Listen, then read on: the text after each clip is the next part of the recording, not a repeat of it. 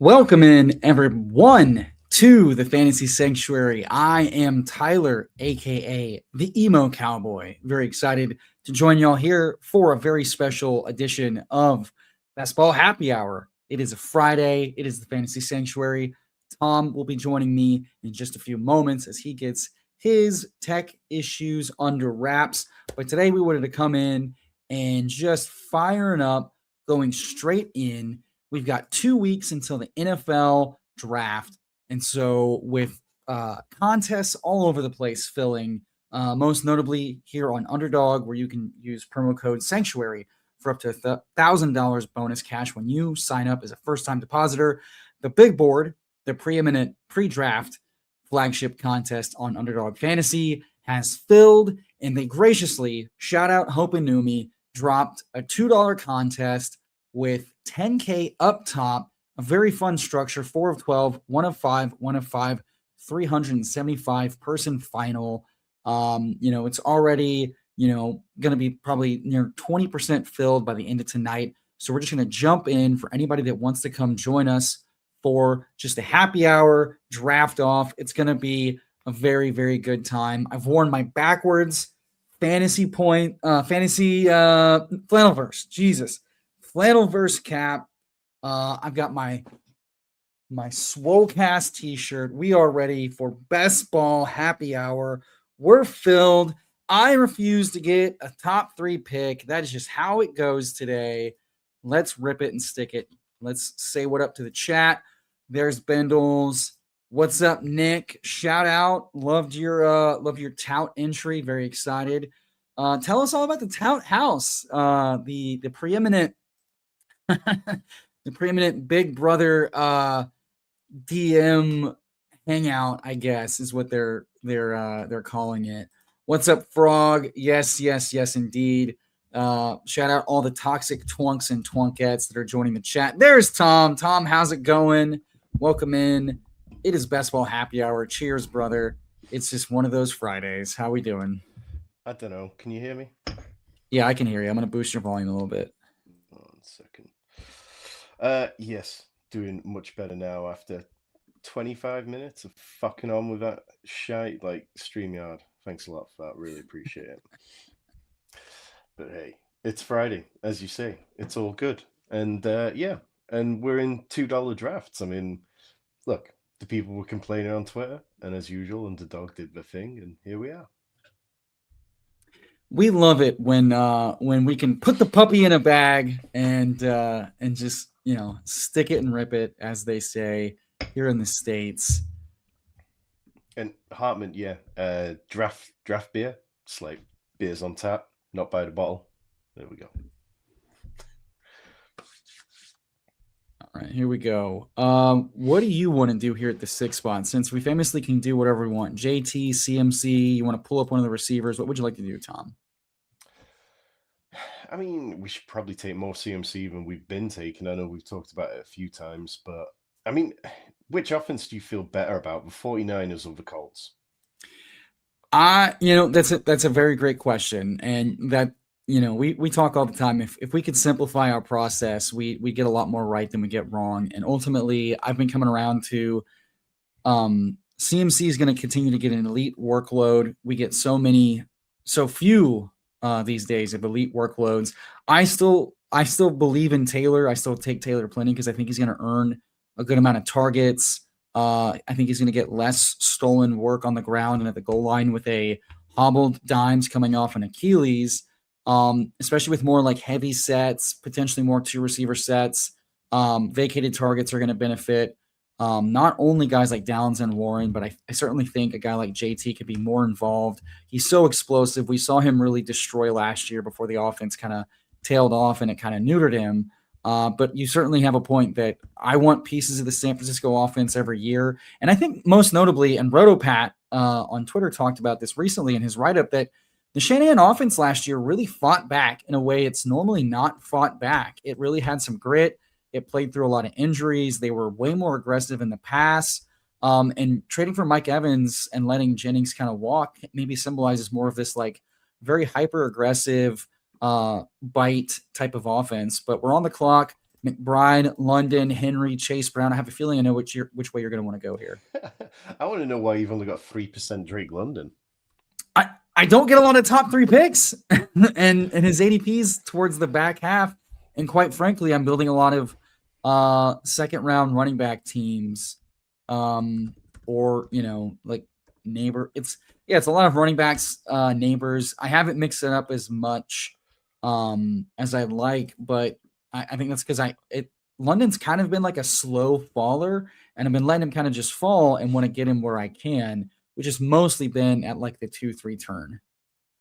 Okay, I can get it. I mean, like that running back run there, like of Barkley, Hampton, HM, Walker, Love, it still feels, obviously I've done a reasonable amount of these with yourself now, but I've not done anywhere near as many as you have over here. I've drafted plenty on FFPC by this point, and that's not unusual over there, but it still feels slightly surprising to kind of see just how much the running backs have been pushed up after 2 good years for them. Like, is anybody like I've struggled to be in the content streets because I've been doing so much of Rich's Dynasty work in the back end over the last few weeks.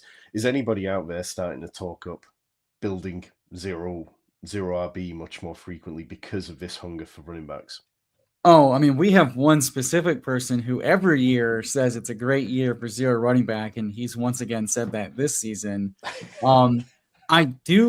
We're on the clock. I'm happy to take the slight faller in Olave, unless you want to grab one of Etienne or Brees. No, I'm good with a kind of hero build. Yeah. I think I'm of the opinion, I said this last night on the Toxic Tower, that I'm of the opinion that I don't think it's necessarily a great year for zero RB, because I think we just have so few like ambiguous backfields to truly take advantage of, because some of them are going to be running back committees no matter what we do. And some of those guys are not as cheap as I'd like them to be, or they're on offenses that even if the role is more ambiguous and benefits the cheaper guy, I don't know how much scoring value we really get out of it ultimately. That said, I think it's a great time to build anchor RB right now, because there are several cheap RB2s that you can load up with. And I think you don't take on the fragility of needing points every week at your RB1 spot. It's much more viable to get RB2 points if you have an anchor like CMC, JT, Gibbs, Bijan, etc., because you've got guys like Braylon Allen, Brian Robinson Jr., Dylan Sampson. Those guys are going beyond, the top 150 picks, where the opportunity cost for adding them to your roster is not that bad. And so I think it's actually a great time. And then you've got some of those cheap rookies. We don't know which ones are going to matter. Maybe none of them do, but they're cheap enough right now at the running back position that you can mix them in. Do you think that's kind of one of those key points for when we do get really good zero running back years? Like obviously Karen Williams going off the clock was so integral in 2024 to the zero rookie running back builds that year. But do you think it really takes a good running back class to make zero RB pop? I think it makes it more viable for people that need to see it to believe it. I'm good with Devonta Smith, just assuming that AJ Brown is gone and he's good. I'm fine if we want to pull up Loveland. What do you want to do? I'm fine with either of the top 2. Let's just keep building. Let's keep building with our receiver builds, because I think 3 through the first 5 rounds feels like a very nice spot to be able to pivot to some of the other positions later on. Hurts at 67 is certainly in for potential stacking. We're doing battle with the sidekick with Sacrilegious right on our ass. But to answer your question, though, I don't know that a good rookie running back class has to matter, because ultimately I think it comes down to 2 things. Opportunity, end all be all, is what's going to matter. And we've seen lackluster running back prospects end up being big hits, like Bucky Irving 2 years ago. And then last year it was a class that we weren't supposed to be excited about. We got excited about anyway because of all the speed scores and because of the weak backfields, but then we got really low draft volume, and some people adjusted that, some people didn't. So I just say that really it comes down to just perception, but ultimately it just comes down to opportunity. And I think we're getting more and more running back opportunity in both the run and the pass, but we have more and more mobile quarterbacks and scrambling and design runs for quarterbacks across the league, and more split backfield. So it's like, it's a weird spot where there's not as much upside for a guy as a handcuff because there's more likely that he's splitting that work now.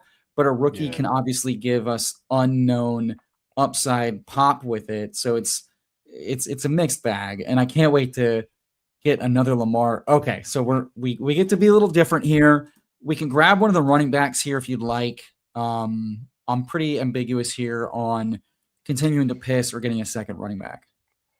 Yeah, I mean, I'd be fine taking two and around ADP. Like, I don't want to be reaching for him, but like, Yeah.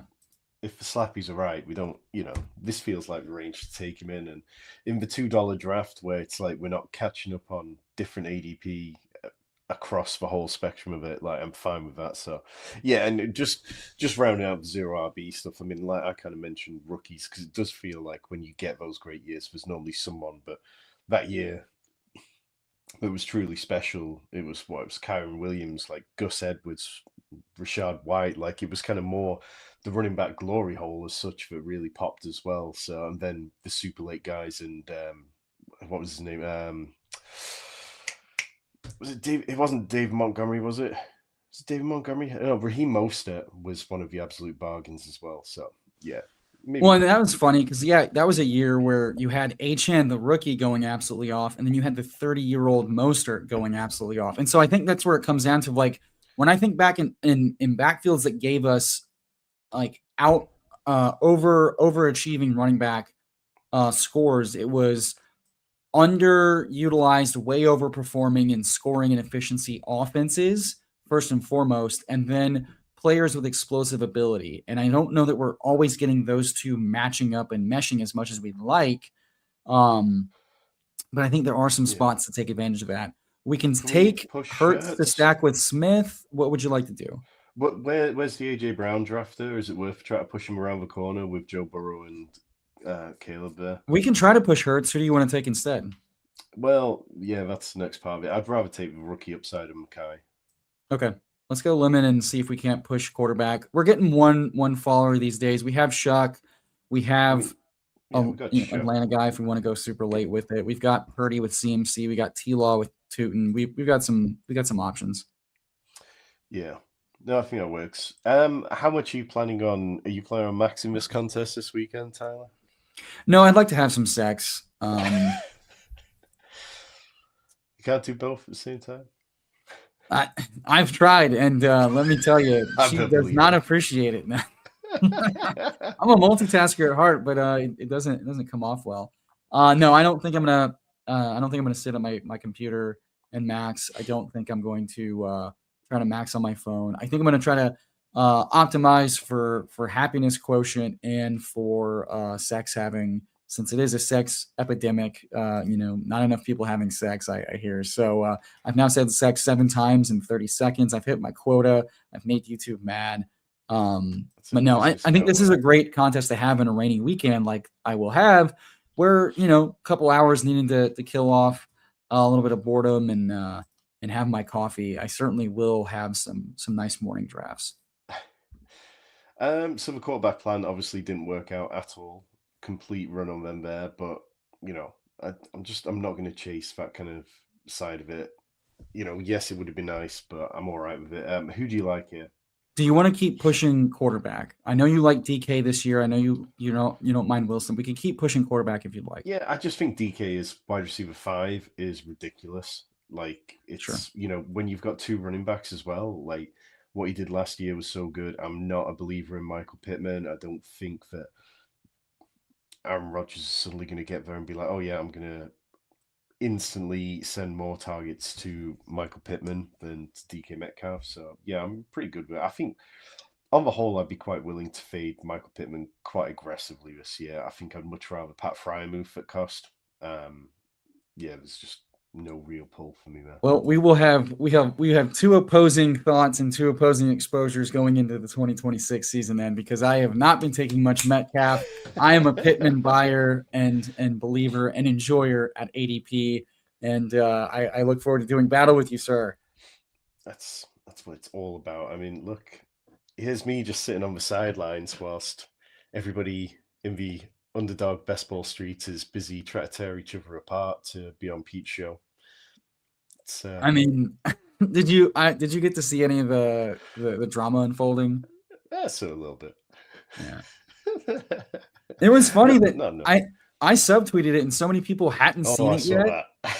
Well, so many That's what people, prompted me to go and look. yeah, so many people ended up looking into it because we got tagged about it and looked into it, and it was so the DMs that came from that were much more fun than the subtweeting itself. See, this is what Twitter's about. I, Nothing like that's I hate happening in the it, blue and then sky. days like this, it's like, oh, this is the good stuff.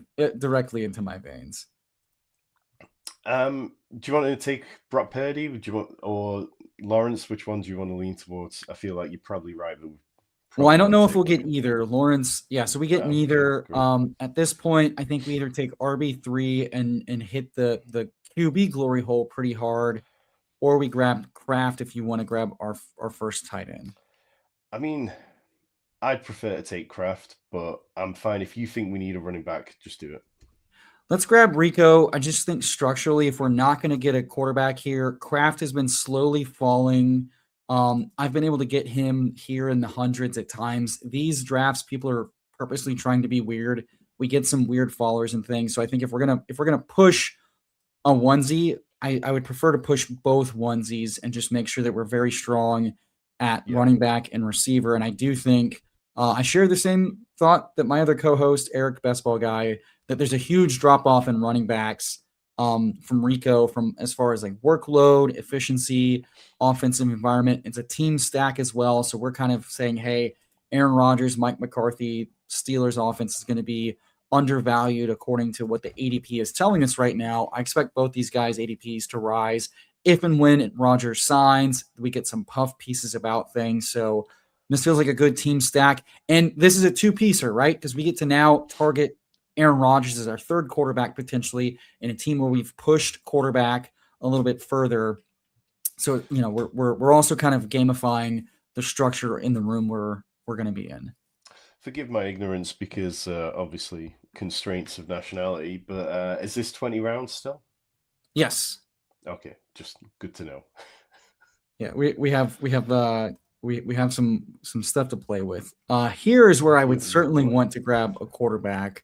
But we're gonna want to. I know Shuck is going to be a target in the following round with Olave. So the question becomes: do we want to take a naked quarterback, or do we want to go ahead and just take Shuck and then push the next quarterback choice coming up? I'd be fine taking Kyler Murray. You know, if we're going to chase the kind of naked quarterback, that one feels best. I agree. And then Tyler Shuck hopefully comes back. The other side of the board's been the one that's been a bit more quarterback hungry. Yeah. But look, And this is partly why I've been pushing. I love Kraft, but if you know, you're also going to get Kyle Pitts and Sam Laporta in the following two rounds. I feel like the opportunity cost isn't too bad to try to push our first tight end here. Because I think punting tight end right now, when we get to the late rounds, they're so bereft of value and the opportunity cost is nothing. And so getting a starting tight end like Pat Freiermuth, like Cade Otton, like any of the Rams tight ends, you know, you're able to get some pretty viable dart throws at tight end for starters if you punt it to the very last rounds, whereas running back and receiver is just, you know, live for zeros. Yeah, I fully agree on that one. I think like most drafts I've been doing FFP Superflex, so even by round 20 it feels like you can get quite weird over there. There's a lot of guys who don't get drafted every single year. And I mean, going back a couple of years, the year I finished fourth in that contest was when I got Puka in round 20 and he hadn't even been drafted consistently. But in these where, you know, it's much more flipping the other way and looking at the backup quarterbacks and tight ends who give you a little more viability. Who's your favorite kind of the last round tight end at the minute then? I mean, it really depends on who ends up being there. If I'm pushing it to the last round, Freiermuth is no longer on the 20th. That was a very easy click. So now it's like Colby. It's probably Theo Johnson. Like in all truth, I don't love Colby. I think there's going to be a rotation of guys. Gesicki is fine but uninspiring. Shuck goes. That sucks. Dulcich is fine but feels cute. We might be setting up a lot of naked back stacking, and that's Jordan Love. Yeah, that's just what happens. But yeah, I feel like Jordan Love goes. So we get bit in the ass for pushing quarterback. We don't need to panic though. Do we take the fallen QJ, or do we just keep building out our running back room? Let's show up the running back room then. That way, like we can if we Is need to it Kenny reach Gainwell or Jordan Mason for you? Kenny Gainwell by a long shot. Yeah, Like me too. I think he's Jordan very, Mason isn't catching any passes from Kyler Murray. yeah. It's just not his life. I think Kenny. I really like Kenny Gainwell's price. What do you think? Oh, I love it. Honestly, he's been the easiest click for me constantly. He's just been somebody that I've been all over. But yeah, as Nick says in the chat, Dontavian Wicks traded to the Eagles, so let's not add him to our Jordan Love pick. Hey, We can I'm have a happy to little know that Devonta every Smith time I added correlation. Dontavian Wicks to my Jordan Love stacks, I got him on the Eagles, which is potentially better. Question mark. This feels like AJ Brown's definitely gone. They have Hollywood and Wicks. I'm not saying these are good players. I'm just saying these are viable possession receiver slot bodies. I mean, they're wide receiver 3 guys, and if you've got faith in Dallas Goedert, who just had career high in touchdowns, and you've got Devonta Smith, who everyone believes in, then I think it's fine. I think Dontavian Wicks, drops aside, is a player with potential. Hollywood Brown isn't really somebody I believe in anymore, but is a fine NFL caliber player. He belongs on a team is probably the best I can say about him. But yeah, I think that works, and it's definitely good for them. And of course, they can talk it up as, oh no, it's just depth. But we all know what's going on there. Do we want to add a tight end here as the quarterbacks are they're getting slurped up, but eventually I think it'll slow down. Do we want to just grab our Matthew first tight Golden. end? Do you want Matthew Golden? Hey, I mean, look, you don't draft him much. Like, oh no, sorry, no, we missed on Jordan Love. No, go tight end. Yeah, I'm happy to pass up. Go Kincaid. Oh, Say that's entirely on me. Entirely. Kincaid's been falling. It's okay. He's in a slow fall. I expect him. He'll probably settle back up around in the 115s. I think Kincaid at cost would have been a good click, but we do end up having a San Francisco bet, so I also am not worried about that because we're going to have 3 tight ends no matter what we do here. Kincaid would have been fine. I think Kelsey continues to move up with that projectable volume of 100 plus targets on a high pass rate offense from just a at cost. He's been someone I've been gravitating towards. But Kincaid looked pretty good despite I share Jacob Sanderson's perspective of like, he's a part-time player. How much more are they going to limit his role? Really and truly, this is just saying that like, he's never going to break out. Like I'm never going to pay more than like a 9th round price for him because he's never going to have a full-time role. But we saw him have very good spikes on a very good offense with a part-time role. So I don't feel the need to overreact to that quote in, March, given that we got a similar type of quote about like working out and being strong. They didn't really, the Neo Travis Kelsey folks were wrong. It's okay, but he can be, Kyle Pitts light, and that's fine. That's good. And we get him to come back around if you still would like to select him. Yeah, why not? Let's do that. And then it's pretty much just running backs and quarterbacks until we want to grab a little correlation, I guess. Absolutely. This deal for Dontavian Wicks, the Eagles paid up a 2026 5th round pick for him, which, it's not a lot, but they're giving him a $12 million extension, which says he's going to be on the team this year. Like, if that's not Fugazi, then there's something still to be there. Yeah, I think this does, we got that report that this might be one of the more trade happy drafts. I don't know that it has to be the draft. I think this is going to be the more trade happy off season, with all these new regimes, these bad contracts, these teams needing rebuilds, these contenders with cap strapped environments, but Super Bowl and contending windows. I think you're just going to see a lot more trades before the draft, during the draft, and after the draft to just move money around, move contracts, and just kind of shift focus, especially with teams like the Eagles. Does it make you any more high on like the likes of Christian Watson, Jaden Reed? And I know people are quite divisive on Matthew Golden. I still believe that like his cost, he's kind of okay. but he's not. I am scoring drafting a much. shitload of Watson. I think he's undervalued and a huge hit at cost. And so, yeah, I think they're clearly building the plane out of Watson. I think now is a great time to scoop Mendoza. Yep, absolutely. Cool. Reed, I feel like Wicks going away is actually slightly good for Reed because they were kind of cannibalizing each other as like the slot middle of the field type of guy. I think it's sneaky a good sign for Tucker Kraft's health because Wicks was also like Kraft, Wicks, and Reed kind of overlap in that middle of the field seam yak type of role.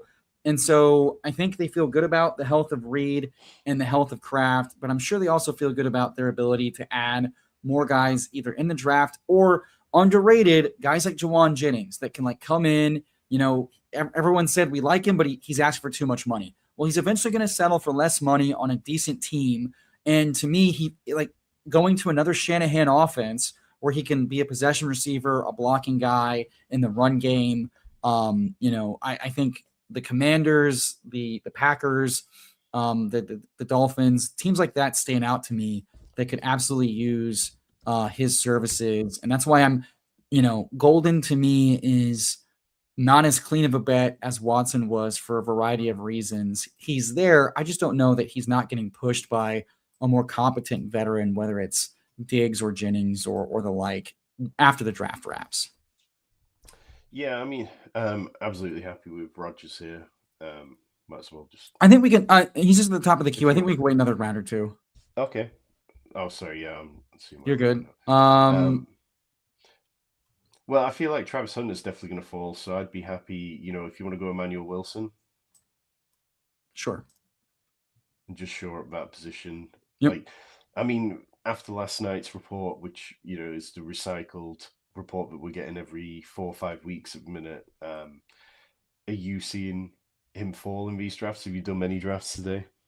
I mean, Hunter fell. So this was like Gladstone and Cohen, the head coach and the GM, both said this 3 months ago about the usage. And then Sleeper poorly reported, and you could even call it misreport slander or libel, I guess, about gadget plays. So I think we're now double counting just because Schefter said it out loud again, despite it being openly reported a few months ago. So he already fell about 2 or 3 rounds on that first report. He'll probably fall another 1 to 3 because of boredom and over correcting. I think he remains the same bet he was, which is ironically, he's kind of like Parker Washington last year. We're like, this was a talented guy who popped in limited role. We're not sure if he has a role right now, but the second there's an injury, there's an opportunity to pop again. So it's like in best ball, in an offense I want pieces of, I'm happy to take that dart throw if we're deciding that now he has to be a full-time defensive player. Yeah.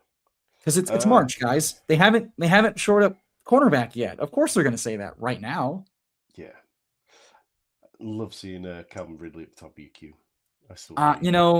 It doesn't fill me with joy like it did last year, Tom. No, it doesn't. It makes me feel pretty damn miserable and think about a lot of So let's pick a running back.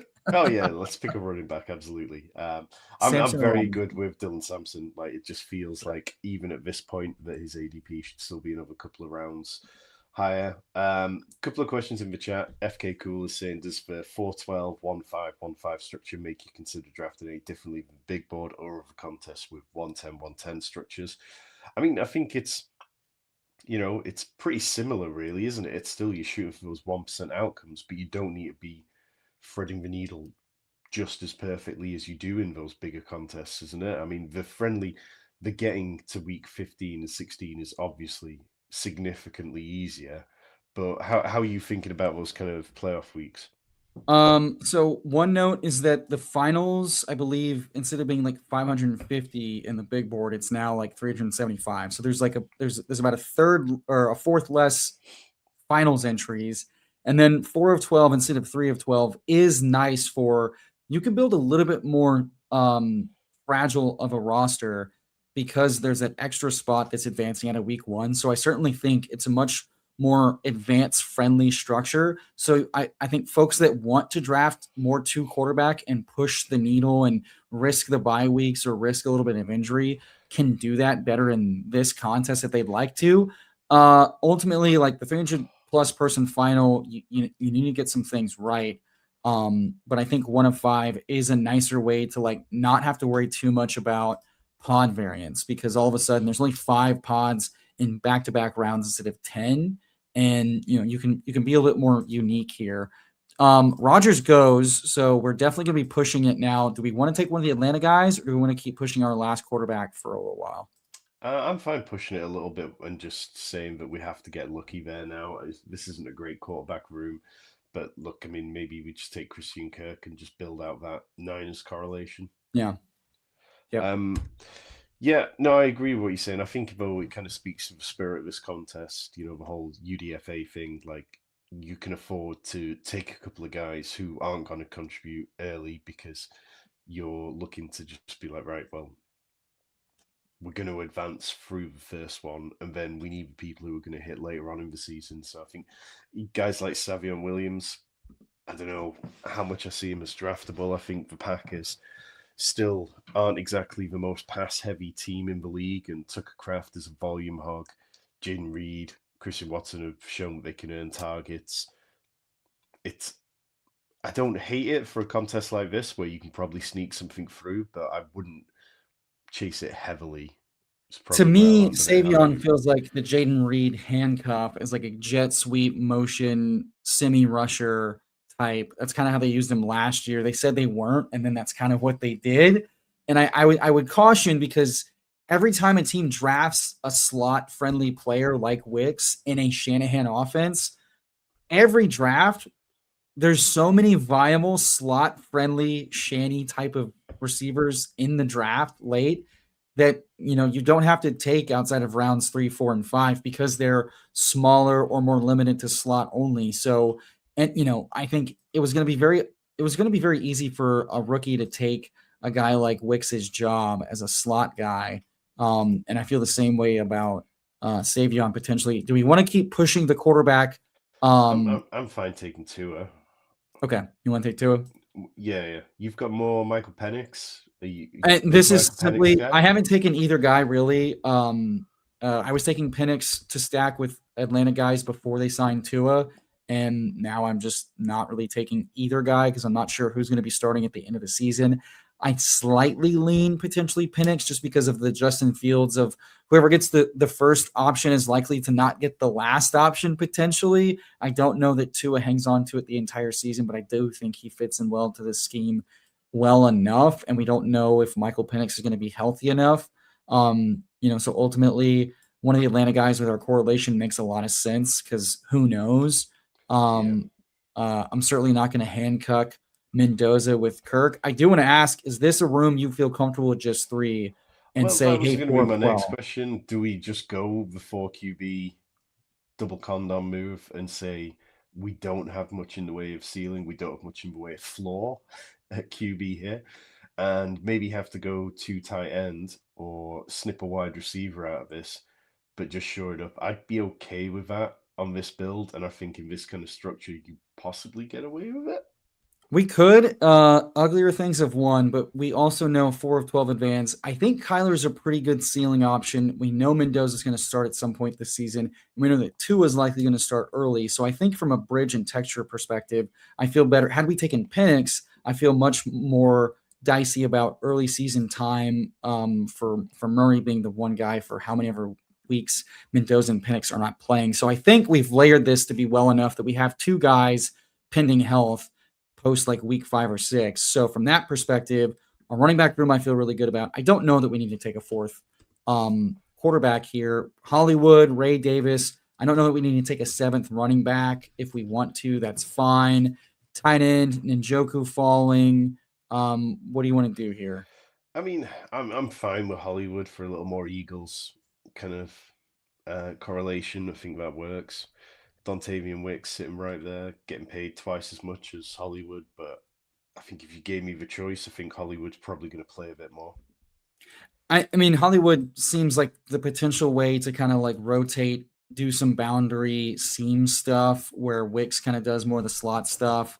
And again, I also, Jennings also makes sense potentially for a team losing a big possession receiver and AJ Brown in the run game. I think I want to keep coping with my Jennings bags with every good place he could end up. But I think Hollywood's still a good enough shout. He's not the best player in the world, but he did provide a lot bigger spikes last year than even his greatest hater, thought he could. The Eagles are not as high pass rate of a team, obviously, as the Eagles, but I do think there's a potential that we see a much better Eagles offense going into the season. Hollywood did show a lot more deep ability than we thought, and it's still an offense that can score a lot of points in any given week. And so, yeah, I think at this point, doing some team correlations with guys who showed an ability to earn targets and or just have spike weeks makes a lot of sense in this contest. We've talked about a few tight ends we could do. We're coming up here the last 2 rounds.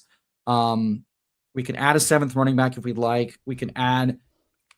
I'm just not sure what adds the most oomph for this team because I don't think we're lacking anywhere truly. No, I'd be fine taking a shot at, I don't know, wide receiver, taking a rookie maybe, but maybe we can push that one more if you want to take a tight end here. Yeah, unless you want one of Bell, Hurst, or Branch, I think we could just take a tight end we want. Well, I mean, I'm very good with going Hurst. Okay, we can go Hurst.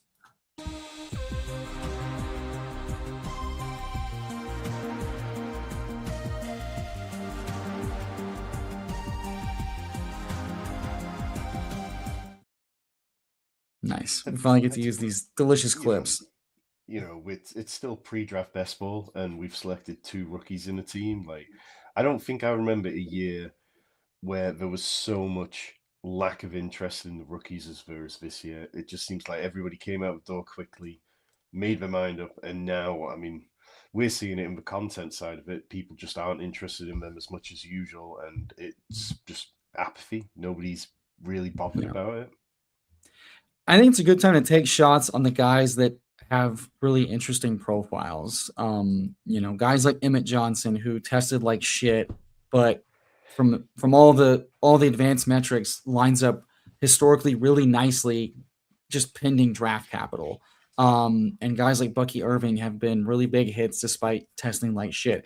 Kyron Williams was earning some really good work in coach speak before he got injured his rookie season after testing like shit, but having some really good missed tackles forced. Theo Johnson goes. So now we are up shit creek without a paddle at tight end 3. We can't handcuff our tight end. Greg Dulcich, if he makes you can it. do whatever you want in these contests. I'm not doing it. I'm not doing that. 2 tight ends on the Bills. If you're gonna do it with one, God, bleak. I mean, come on, you want to talk about coach speak? Greg Dulcich this week. Yeah. No, I think Dulcich is extremely draftable right now until they draft Sadiq or Stowers, and then it's donezo. Yeah. And the rookies are interesting. I think Dulcich is an easy click if we would just want to take a shot in the dark at a guy with a currently open depth chart. I have no love for Evan Ingram, who I expect Denver to draft a tight end. Yeah, absolutely. Greg Dulcich for me. All right. Before we recap it, Hartman asking highest owned rookie for each of you. Tyler, do you know yours off the top of your head?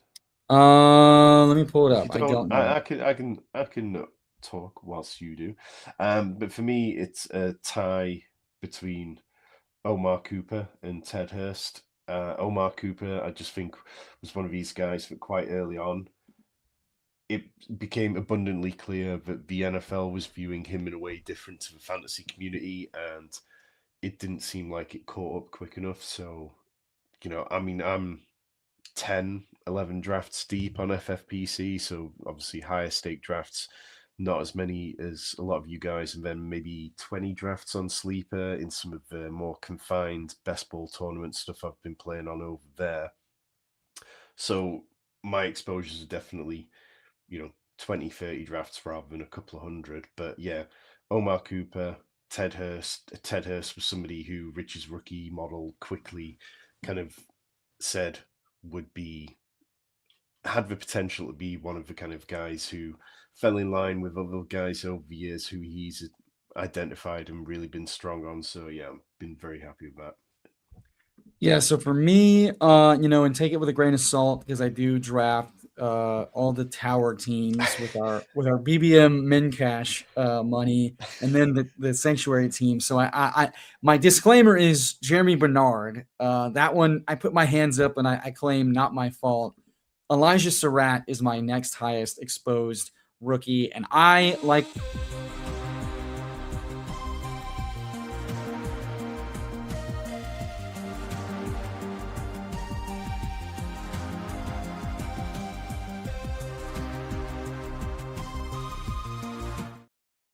He's a baller. He looks pro ready. Rich is kind of into him early on. Yes. The film grinders like him. I like a guy that can route run well and get on the field and earn the trust of his coaching staff and his quarterback day one, especially as a rookie who's been as cheap as round 11 or 12. And I think there's no real difference between that and now round 16 or so. As long as he gets, round 3 draft capital, otherwise, I'm super into it because we've seen this type of archetype that can play inside outside with good route running, be a rookie that really outproduces his ADP. So yeah, and before then it was a lot of Emmett Johnson.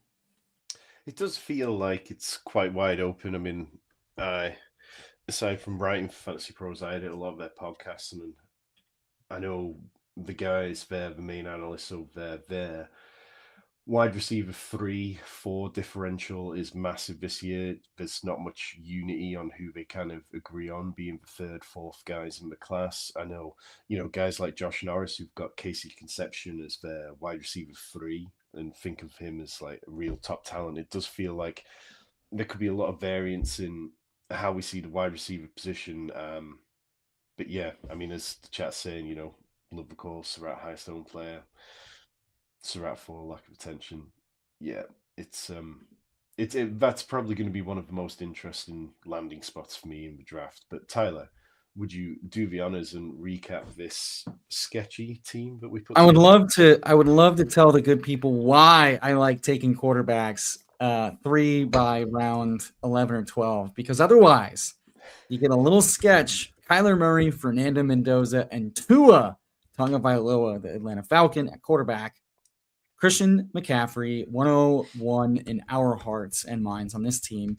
Bayshal Tootin, Rico Dowdle, Kenny Gainwell, Emmanuel Wilson, Dylan Sampson, and then Drake London, Chris Olave, Devontae Smith, Mekhi Lemon, DK Metcalf, Christian Kirk, Hollywood Brown, Ted Hurst, George Kittle, Dalton, Travis Kelce Kincaid, and Greg Dulcich. This team, I look at the running backs and go, ooh, wow, I really see the upside. And I look at the first few receivers and go, ooh, wow, I love the upside. And then the onesies make me want to kind of vomit, which means it's probably got the horses, but my God, it does not feel good. No, it doesn't. And I'd rather have this in a $2 contest than in a, $10, $20 contest. We pushed it. We wanted to try to build a super team of quarterbacks push. The room said, not today. No, no, no. And took all the quarterbacks. What are you going to do? We didn't overreact. I think it's viable enough. If Kyler is a top 12, top 10 points per game type of quarterback and Mendoza starts even half the year, Tua gets a few starts, if not the whole season, it's ugly, but it's doable, as my math teacher used to say. Yeah, I mean, I definitely still feel like quarterback is going too early on Underdog, and it feels like give it 2 months. By the time we get to June, that's the point where things are going to ease back and be a little more friendly. But I've been burned by pushing quarterback before, and this was a good reminder that despite what Chris Jericho says, Emo Cowboy is not completely a little bitch.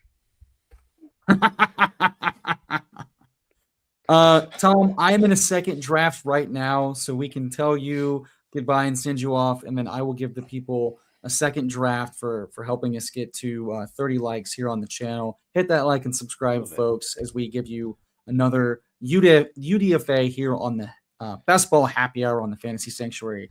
Tom, you got anything going on you want to tell the people about? Just flu game, man. Just soldiering on. Let's see. Rich has got running back and quarterback videos coming to the channel. On Monday, we'll be talking through his Dynasty rankings, his final rankings before the draft. I think he's got Dwayne McFarland coming on the channel next week, but myself, this is my kind of final couple of weeks of quiet before things get busy. So yeah, I'm going to take my sniffly ass out of here. Appreciate all the chat massively, and I'll leave everyone with this classic clip that we've got to play more often. Emo cowboy? Emo cowboy. That's a guy? That's a dude. Sounds like a real stupid idiot. Catch you later, Tom. Hope you feel better, and thank you for leaving us with one of the great clips of all time, courtesy of Rob Coakley's good friend Chris Jericho, calling me a stupid idiot with a stupid fake name. He's not wrong.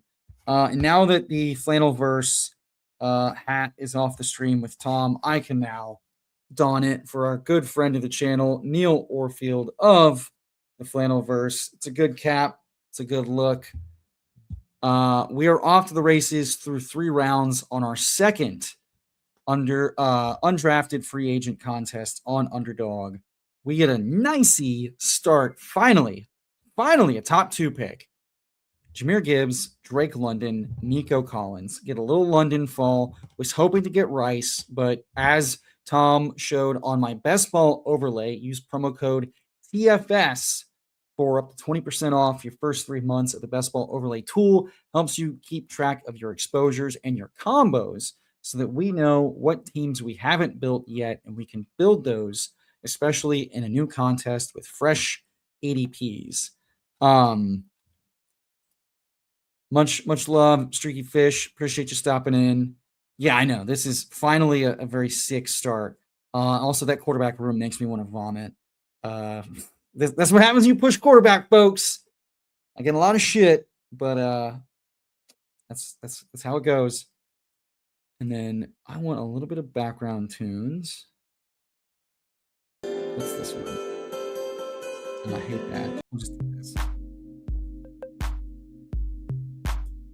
I'm gonna bump down some. All right. Coming up in the 4th round, Josh Allen goes right in front of me to the 1 hole. Igbuka Burden, Slappy, year 2, boys. That is such an Eric best ball guy start. Garrett Wilson, projectable targets. They're going to take a receiver in the 2nd round or in the 1st round, let alone not 2 in the top 3 rounds. Geno Smith, you got to hang all your hats on him. Boy, was I wrong about him in that Raiders offense last year. The offense is elite, they say. The offensive line's elite, they say, but it doesn't fill me with a lot of good feelings.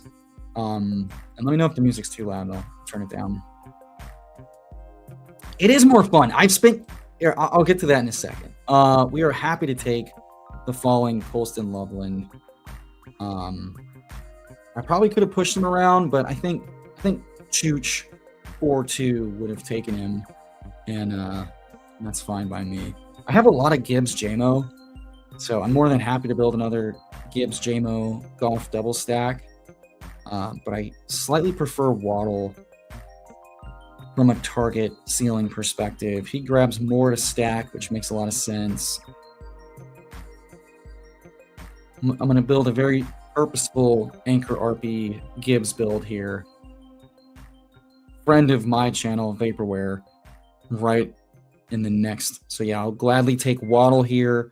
So for the audio listeners, we start 0-1-3-1 build. Jahmyr Gibbs, Drake London, Nico Collins, Jalen Waddle, and then Colston Loveland is our elite quarterback. Yeah, Frog, here's the deal. I have spent the last 4 years pushing quarterback. I love pushing quarterback. This year, it has been like last year, it was very hard to do successfully, and I had a lot of stacks and teams blown up by that. But I've just kind of learned that like the opportunity cost of not getting your stack quarterback, or when it's priced reasonably and the opportunity cost isn't that high, just take your quarterback. I've decided to learn that lesson. And in this day and age where people are just taking quarterbacks no matter what, we're going to have to get to like the back third of the draft season until people really kind of stop just eating up quarterbacks and letting them fall, the more and more, sidekick and draft assistant users there are where they're telling them, hey, just take the quarterback and figure it out, backstack, it's only increasing. So like pushing quarterbacks is going to become even harder without pushing guys with fun. Like Mendoza's not starting this year and shit like that. So it's just like, let me not fuck around. Let me just hit the quarterback pockets, get the guys that are good that I like with high ceilings and floors, and let the chips fall where they may. So I don't have a bunch of dead fucking like every year I draft, over 1,000 teams total for the year. And I just accept like 20% are dead on impact because they push the build. Try to build a super team and it's normally how I like to play because those few super teams feel great. And so many of those super teams have died because of injuries or whatever. And some of the ones that limped across the line ended up and let me build sound teams and let super teams build themselves where the room's just going to give me players. I have those teams, but how about I have more live players? Because ultimately I have pretty good takes. I avoid some of the obvious landmines that the market ends up just soaking up. Your Tyreek Hills, your Brandon Ayuk's, your LaQuint Allens. And then let me just let chaos do its thing. Let me not go another step forward and nuke a fourth of my teams, trying to push it too far when the opportunity cost is an RB5 over my QB2 and shit like that.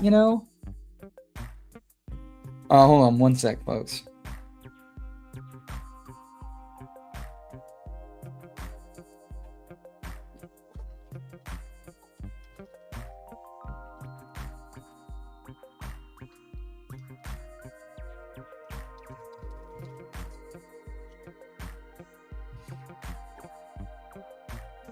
Answering at work, I am.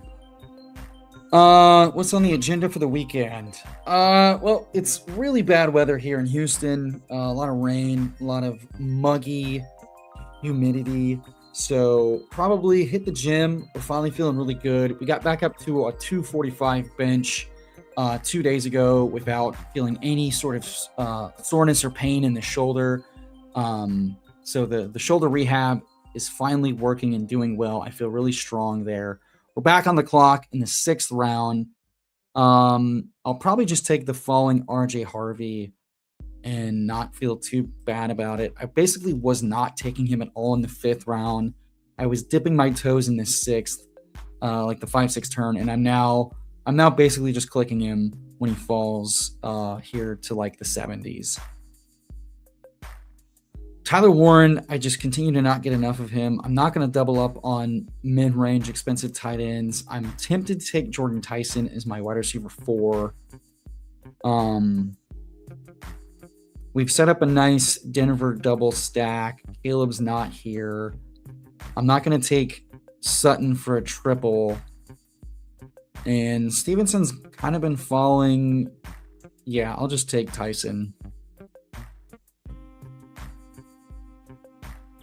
So yeah, I mean, I'm gonna hit the gym, spend some time with the wife and dogs. I have a busy morning actually. I gotta weigh the big boy. Here, who's currently deceased on the floor. Gotta take him for a weigh-in so we can get his new heartworm medicine because he might have outgrown the weight class he was previously in. Then they are due for a bath and a brush. And after that, a whole lot of nothing. Might go grab some brunch with friends. We're living the dink life. So it's whatever we want to do, whatever we want to get into. I've got plenty around the house I got to kind of catch up on. Next week's going to be a busy week with work stuff. Artemis 2 splashing down today. So, going to be a lot of celebration tonight, setting up a work social for my employees at the end of the month for that. So just try to take it easy. We went to the movies last week, saw the in-laws for a little bit for Easter. So we have a Lafayette festival trip planned for the end of the month. So kind of just going to try to take it easy this month before it gets hella busy.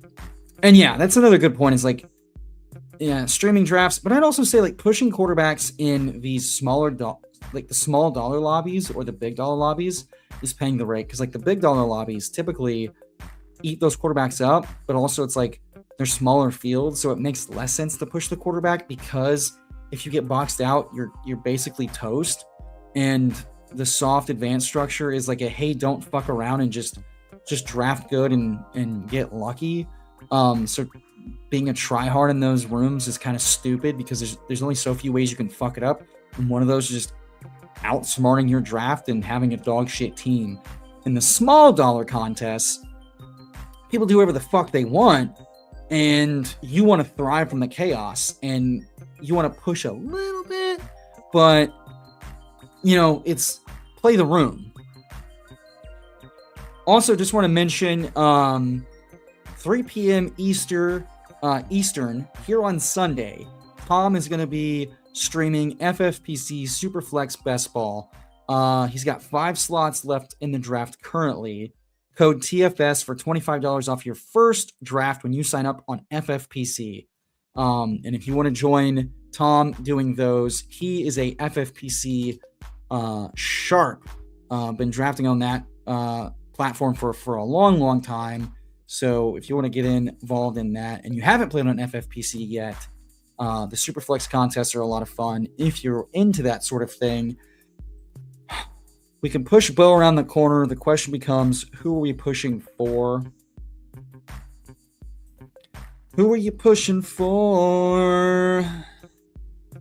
And I don't really have a good answer, so I'm just going to take Bo Nix. I'm okay taking Pittman. I don't really want Kyle Monangai. I don't really want Corum. I don't love Price or Pollard at these prices. So I think I'm just going to end up taking 2 quarterbacks. Goff with Gibbs is thin but viable. Otherwise, and I can get Tesla on the way back. And I think that's ultimately where I'm going to push, because if I don't, I've got 1 quarterback, and then I'm hoping one of Mayfield, Shuck, and Willis make it back. And Goff goes. So I get cucked. That hurts.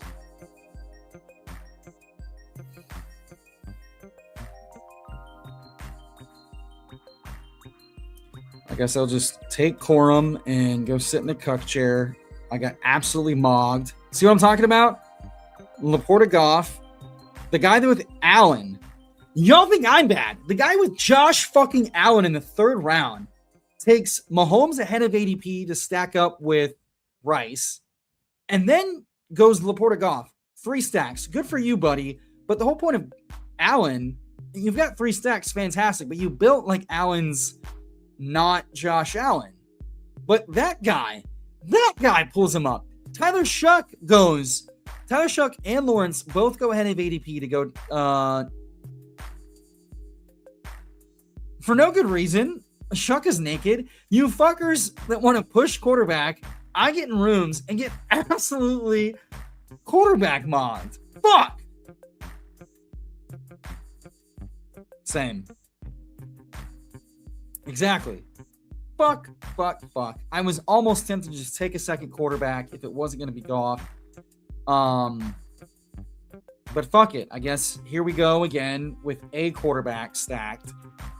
I'm already regretting going. I almost went a quarterback over Tyson, and I absolutely regret it.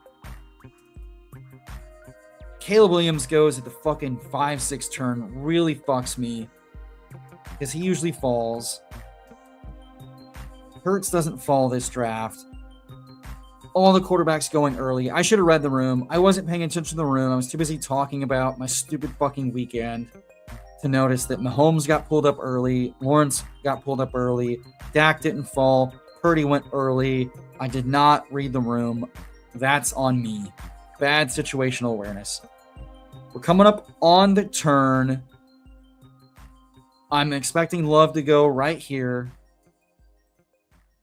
And we're praying to God I at least get Willis for some upside spike weeks.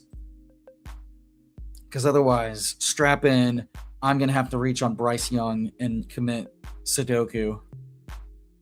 Oh, that fucking sucks. This range blows. This range is what nightmares are made of, by the way. So I can push Malik around and tempt fate that the Josh Allen team takes 4 quarterbacks. He's going to go Shakir. I think I just want Coker. No, I think I'm just going to get C-Rod. I'm going to starve him a little bit of the quality running backs with pretty good floor and ceilings and offensive environments, and just punish him for his shit draft of 3 stacked quarterbacks with Josh Allen inside the top. Like, that's just so much draft capital.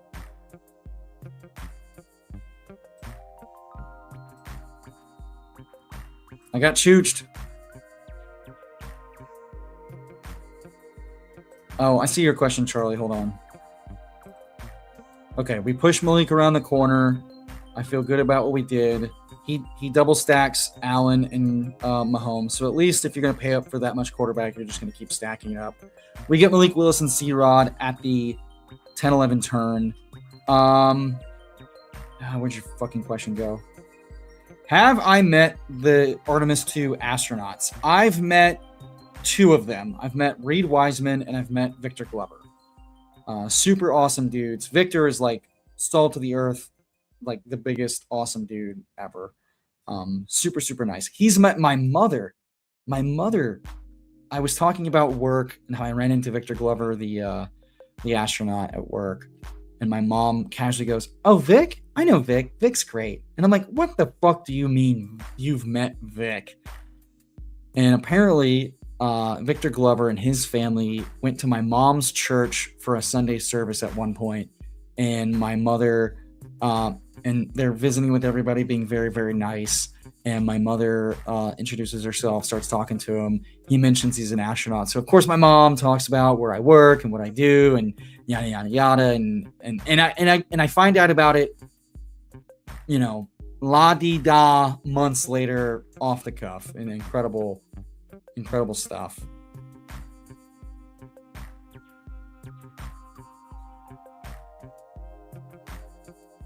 If I take Geno Smith on a team willingly, a guy that's almost certainly dead in the water to start week 17 and be on a bottom 5 offense, I'm out.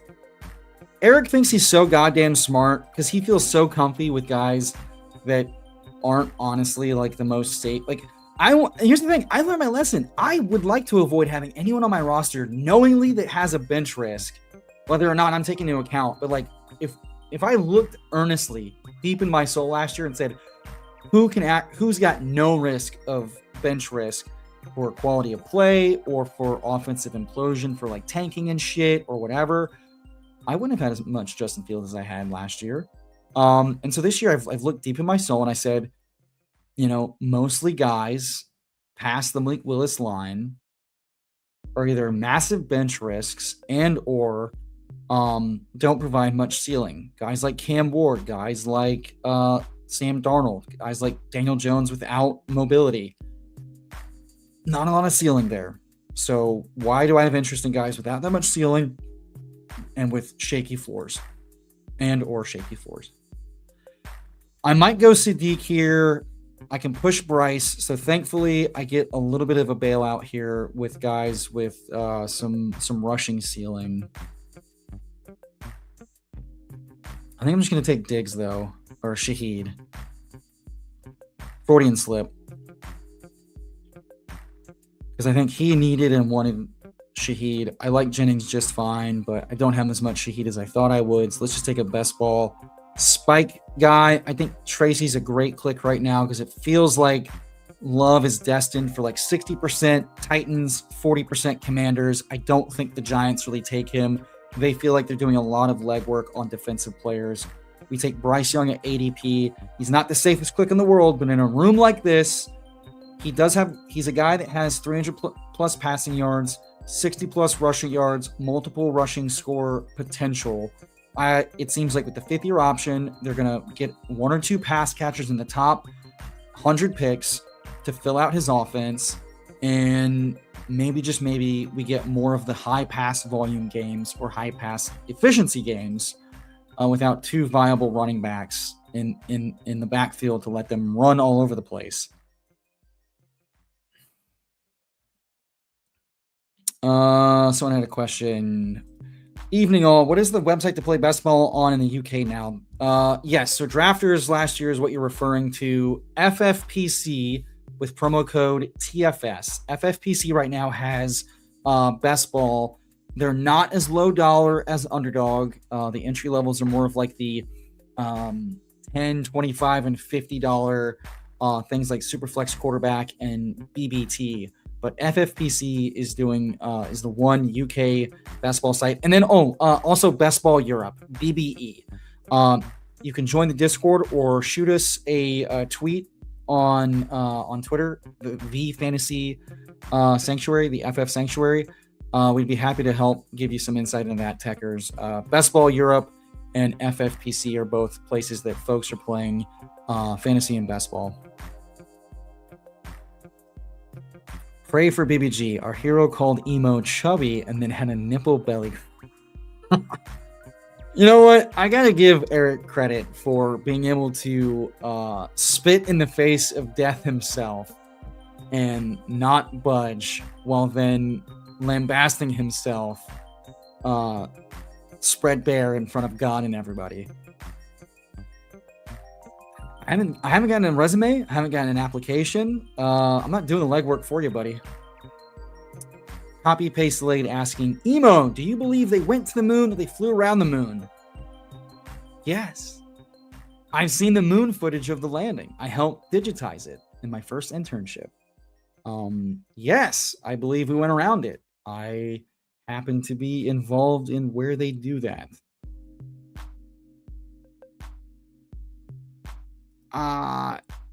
For what? BBE? Best Ball Europe? I'm not sure about Best Ball Europe. I don't know that any of those sites have $1 minimum. They don't even have $1 on Underdog. This $2 contest is the lowest dollar amount they've had all draft season thus far in 2026, and it's definitely going to be the lowest until they give us a $1 contest later on.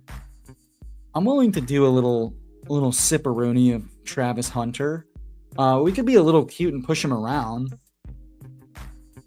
You want to be a little cute and push him around? No, we have two Jacksonville guys on our team. Let's take a little sip of the Travis Hunter juice. I already feel refreshed. And we're going to take one of these Jamokes as our RB5. All these guys feel the fucking same to me. I'm willing to kind of keep clicking Emmett Johnson right now. He feels like just much more upside than downside at cost. If he's a 0 at cost, okay, cool. I think he's the same risk of a 0 hitting my lineup or mattering at all this season as James Conner, as Pacheco, as Woody Marks without an injury, as a Brian Robinson without an injury. Now, that said, I might be stupid for not taking the Atlanta RB2 over Emmett Johnson. But I just feel like Emmett Johnson upside is higher. And when you have Jahmyr Gibbs, you shoot for upside. And also, every year, and I've now seen it in the YouTube comments, oh, the Bijan team needs to take the Gibbs handcuff, and the Gibbs drafter needs to take the Bijan handcuff. How about just take any handcuffs? We don't know which, like, taking the handcuffs of only the first round guys is not the way to success. Because I guarantee you, Pacheco's not getting more than 40% of the workload and mattering in Detroit. I don't know that Brian Robinson sees 90% of the work if Bijan goes down. Almost certainly these teams involve more guys and probably go pass heavy and try to not involve the shittier versions of the running backs. Indy has shown us an ability to split the workload with multiple guys. San Francisco, kind of the same thing. They have a pass catcher and they have a rusher. It's a little bit more clean with this guy, but we have no idea who the RB2 is right now. Shanny famously doesn't play by the rules with that. Saquon Barkley, we just saw 3 guys get involved last year before Barkley was hurt. Same thing with Buffalo. You got Ty Johnson or Ray Day and Josh Allen who are involved in the goal line stuff. KC with Walker right now, they involve a pass catcher all the time. Hampton, there's 3 running backs we expect to see touches with Hampton, Vidal, and the Missile. So it's just like on and on and on. There's no clean, there's so few clean actual RB2s that see like a lot of volume and that don't suck ass when their guy goes down. All right. Catching back about the chat. Are they going past the Van Allen radiation belt? They simply went around the moon and returned, and they're returning today. I don't think they made it that far out because the whole thing was to test life support systems, comm, and nav for human systems. Because the first one was was unmanned. This one was the manned. It became a manned test mission. Yes, I got mom logged.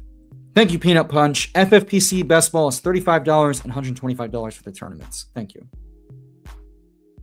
Huhames, I hate to break it to you. I hate to be the one to tell you. The moon, as you know it, is not real. It's a big cheese puff. You've been lied to this entire time. Emo created a digital version of the moon landing for his first internship. Take that. That was good. That was good. Okay, we're on the clock. 3561. I'm not taking Hill. I'm interested in Brazzers. I think I'll just take a full-time tight end. I'm not missing anything. I think I'm going to push it in on 2 tight ends potentially. Because we famously did a 1-3-1 build to start. I think Vidal is underpriced given his ability to earn work and the offense he's attached to. And his upside is a lot if Hampton misses time. Not even sure that Hampton's good. So you want to talk about getting guys who could potentially benefit. I think this is a very nice he looked a lot better than we thought last year, earned a lot more targets and touches than I thought. I think the offense is going to take a big step forward. I've talked myself into, once again, another click of, anytime you can just triple down on the Vidal bet, you got to do it. The moon is AI. Before AI was cool, we did it. That's true. Jerry Jones actually supplies the technology for the giant Jumbotron that is known as this guy. Close this out. I guess it won't let me. Oh, well. Is the Earth flat? Asks Rory from the Fantasy Sanctuary. Rory, if the Earth wasn't flat, how would you drive?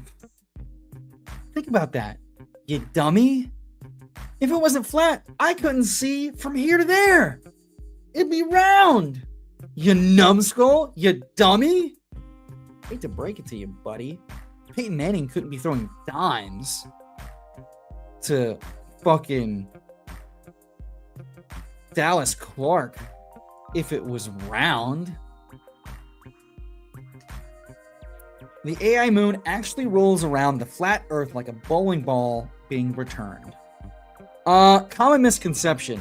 The moon rolls around the edge of the flat Earth like a train on a train track.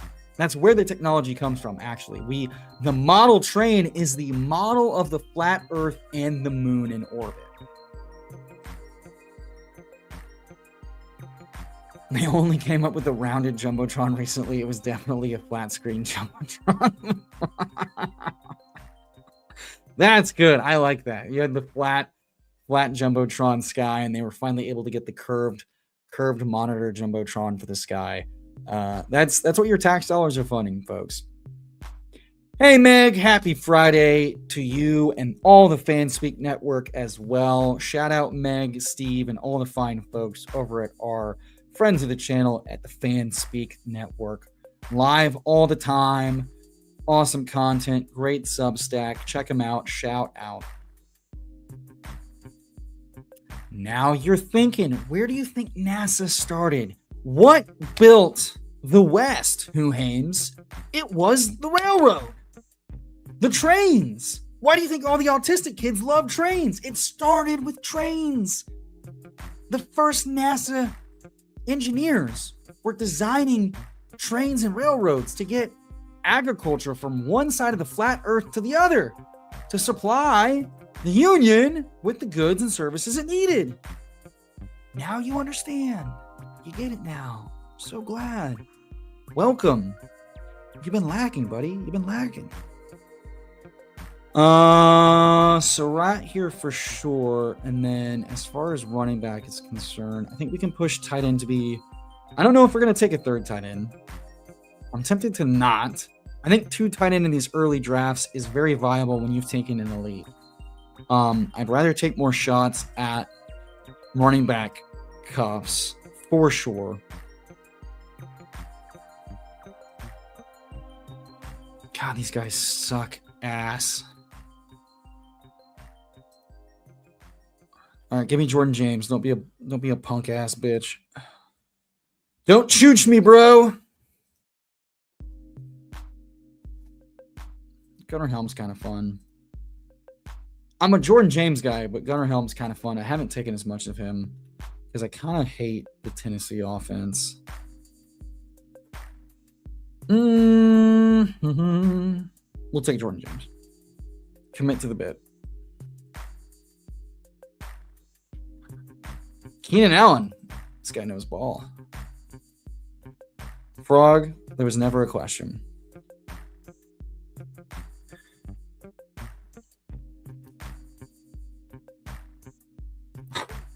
Hartman, I see your comment. It made you laugh. I can't read it. Not on this channel. That's a Toxic Tower ass read. Steam spaceships, exactly. Where do you think the technology started?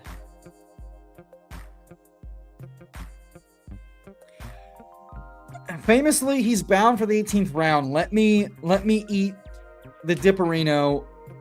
Because effectively, if we're being honest, what is the difference functionally on opportunity cost of a 14th round pick versus an 18th round pick? I'm asking.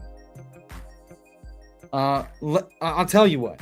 Elijah Surratt in these pre-draft contests was formerly going in the 150s and 160s, where I selected Travis Hunter, 17 picks past his fake ADP. So if you just swap Surratt and Hunter where I took them, same. Who cares? Now the question is, I took 3 receivers in the first 4 rounds. Do I take an 8th receiver or 3rd tight end? I think, given I have to, the haters and losers, of which there are many, tell me that Travis Hunter is a stone cold 0. So I think the stone cold 0 Travis Hunter and rookie can't win, sucks, dead on impact, Elijah Surratt, and Jordan Tyson, whose hamstrings haven't survived birth, much less the First World War. I think the haters and losers are right, and I should take a chaperone 8th wide receiver. Now the question is, of all these shitbags, who is it? Who indeed? I'm tempted to take speedy wideouts that were catching touchdowns before their offenses fell apart. Anybody have any issue with that?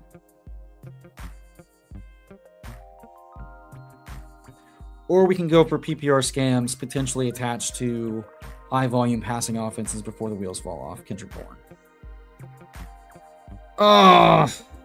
Don't want to do the Jalen Tolbert thing, even if it is stacking. You make a good point. I think... fuck. God. Oh, it doesn't bring me Maria Kondo joy.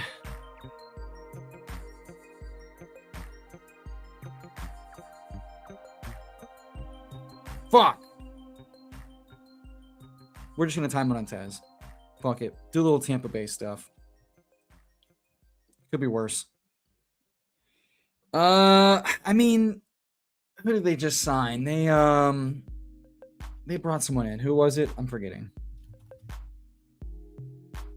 They just brought in Darnell Mooney. I think Mooney and it's a new coaching staff. Mooney and Slayton now get to compete for who sucks dick less at boundary receiver 2. Do we want to wrap? Y'all want to do one more? We'll do one more. I should probably read off that team. Shit. So not really. Like every once in a while when I have Dart as like a potential stack, yes. But I don't have any visions that it worked out.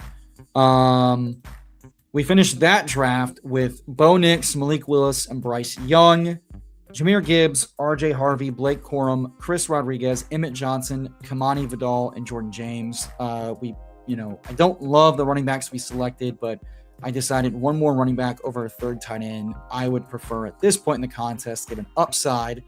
Drake London, Nico Collins, Jalen Waddle, Jordan Tyson, Rashid Shaheed, Travis, the cornerback, Hunter, Elijah Surratt, and Tez Johnson at receiver. And then at tight end, Loveland and Otten. We get another 8 pick. Fan-damn-tastic. I love it. Let's see. You kind of prefer the top 2. Oh, Tez and Thornton? Yeah, same. Let me take guys that are explosive and kind of were good at earning deep targets and making explosive plays, because like ultimately guys that randomly spike are great for best ball, especially late. Tolbert is such a, and someone said, who was it?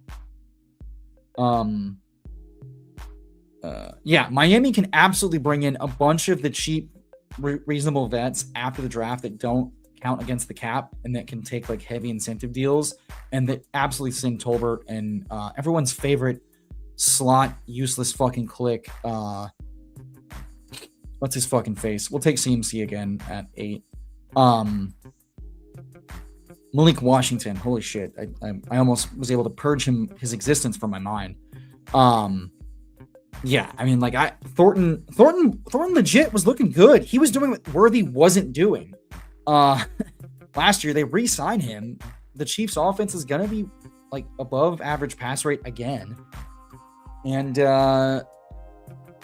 he looked pretty good scoring touchdowns. Like fuck it, if he spikes 2-3 times for your lineup, he's paying off at 20th round ADP. Very, very fine with that. Yeah, Savion going to matter just as much as Malik Washington this season. Book it. They're going to draft Savion's replacement immediately once it hits the 3rd or 4th round.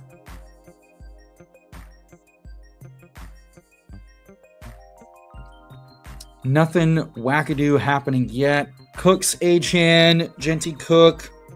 Genty Achan seems to be kind of the chalk. 12, 13, 1-2 round pick combo so far in the last week of ADP drafts.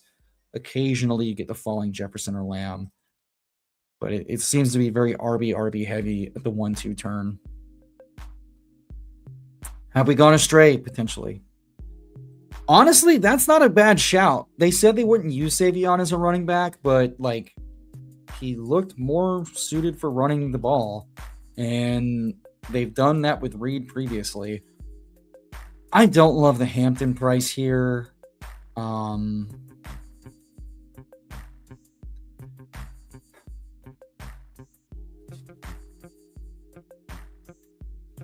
Fuck it. We'll go CMC Love. I was tempted to pull up Henry or Chase Brown. I'll do that later. I mean, here's the deal. 3rd round draft capital doesn't mean anything. It really doesn't, guys. It didn't make 2 3rd round picks, didn't give Woody Marks all the work in the world without 1,000 injuries.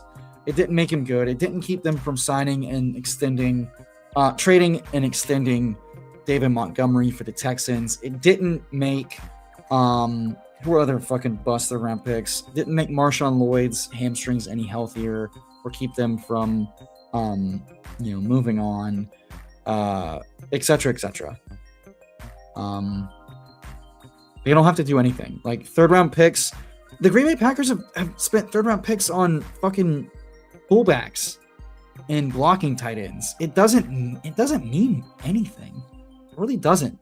Dontavian Wicks, a 7th round pick, was getting more work than a 3rd round pick. It's just not how it works. They look at 3rd round pick as like, hey, we need a starter, and that includes special teams, or not even starter. We need a guy that will contribute special teams, where the Packers struggle, is an area of focus, and then depth at receiver and running back.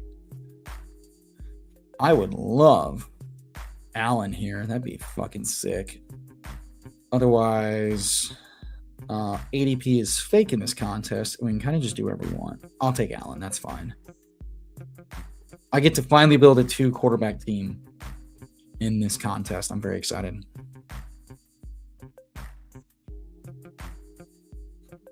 Well, that's why we got to get a little weird with our diversity. Yeah, I haven't liked the Hampton price since it opened, and they've kind of talked glowingly about all of their running backs. It is a new rushing scheme for Hampton, who didn't look amazing even with a banged up line. They planned to split the work from day one with Najee before he blew his eye out and hurt himself. And then he split with Vidal late in the season. I know he dealt with injuries, but that doesn't just go away. The new OC then signed Keaton Mitchell to a pretty nice deal. So all things considered, the price for Hampton is extremely aggressive. And this very well could be 3 running backs splitting workload like the Bucs, but only the Bucs running backs are we not giving a lot of grace and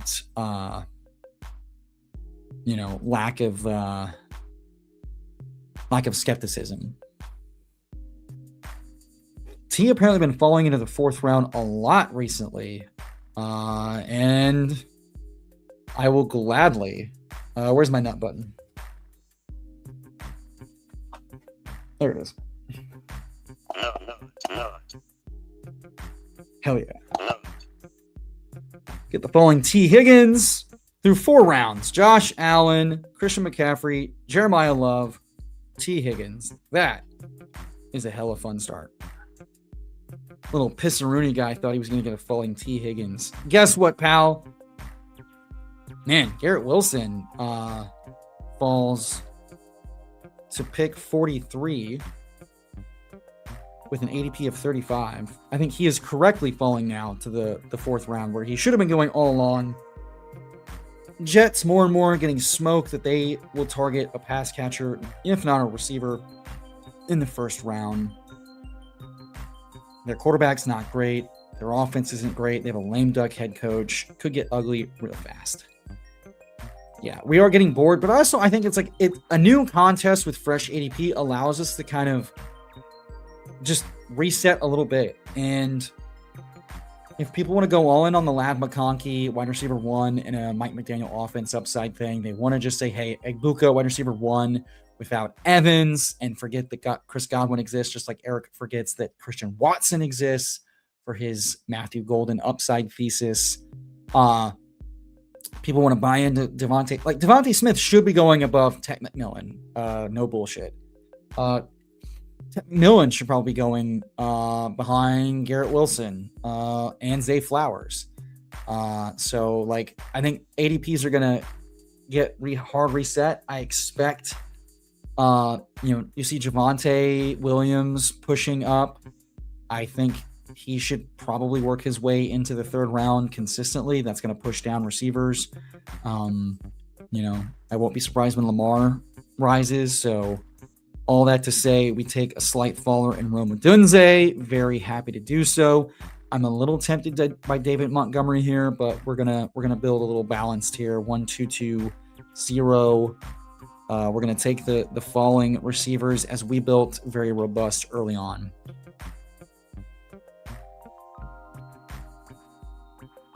Yeah, I've seen Cooper. I've seen KC. I've seen falling Tyson. It very much the Jets are taking an offensive weapon, and they're gonna try to restock the cupboard for whoever they end up tanking for a top 2 quarterback pick next year. Almost absolutely. Zero Fucks, what's up, man? Good to see you. You're here in this draft. Amon-Ra St. Brown, Saquon Barkley, Millen, Kyron, and Quinshawn. Little fun weird build. Little Kyron fall. Nice. I dig it. Good luck. Don't fuck it up. Good to see you. Welcome in. The wife is texting me about construction. You gotta love Houston. There's always some fucked up construction going on that's messing everything up. How did I diss McMillan? Tet? You a McMillan stan no matter who it is?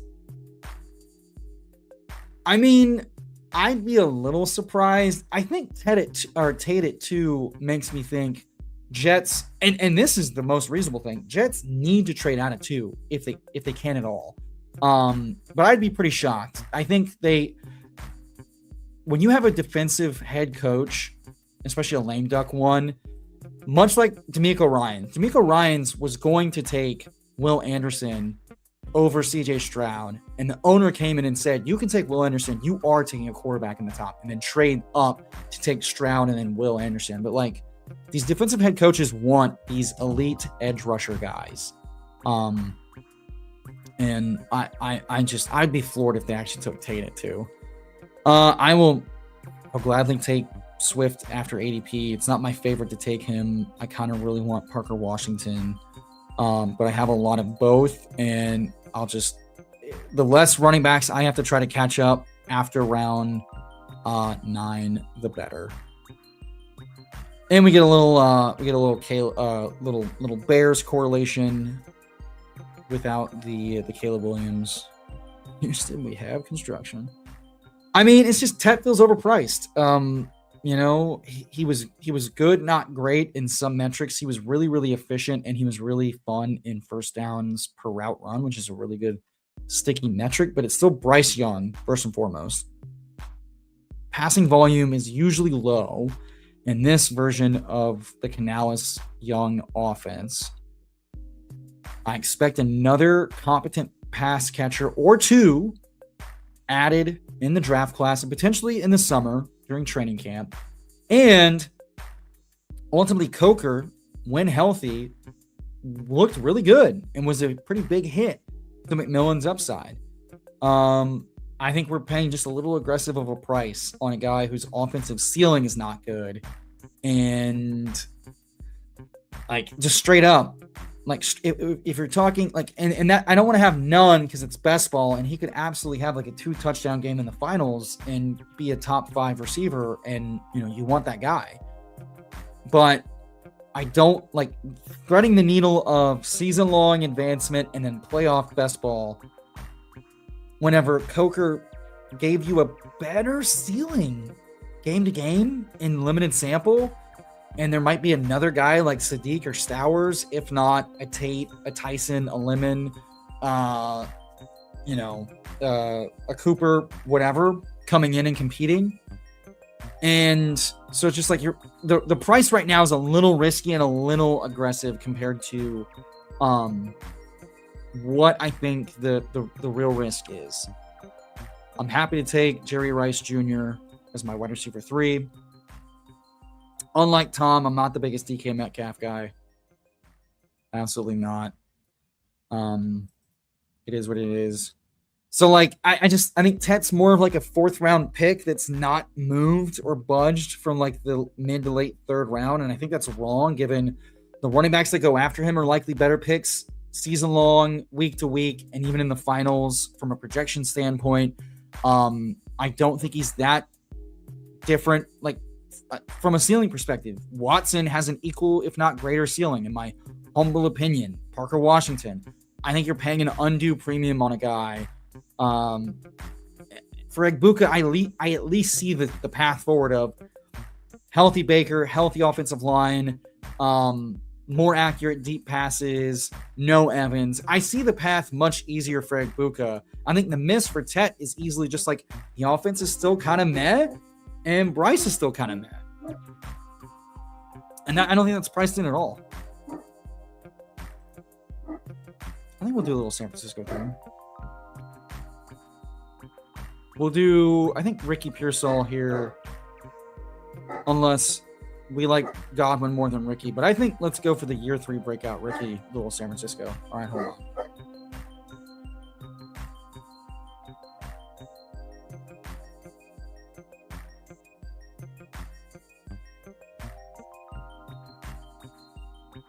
Yeah, I just think with Pittman coming to town, DK needs to fall a little bit more. Yes, Milo. Where'd you go? Just shouting. Jesus. All right, hold on.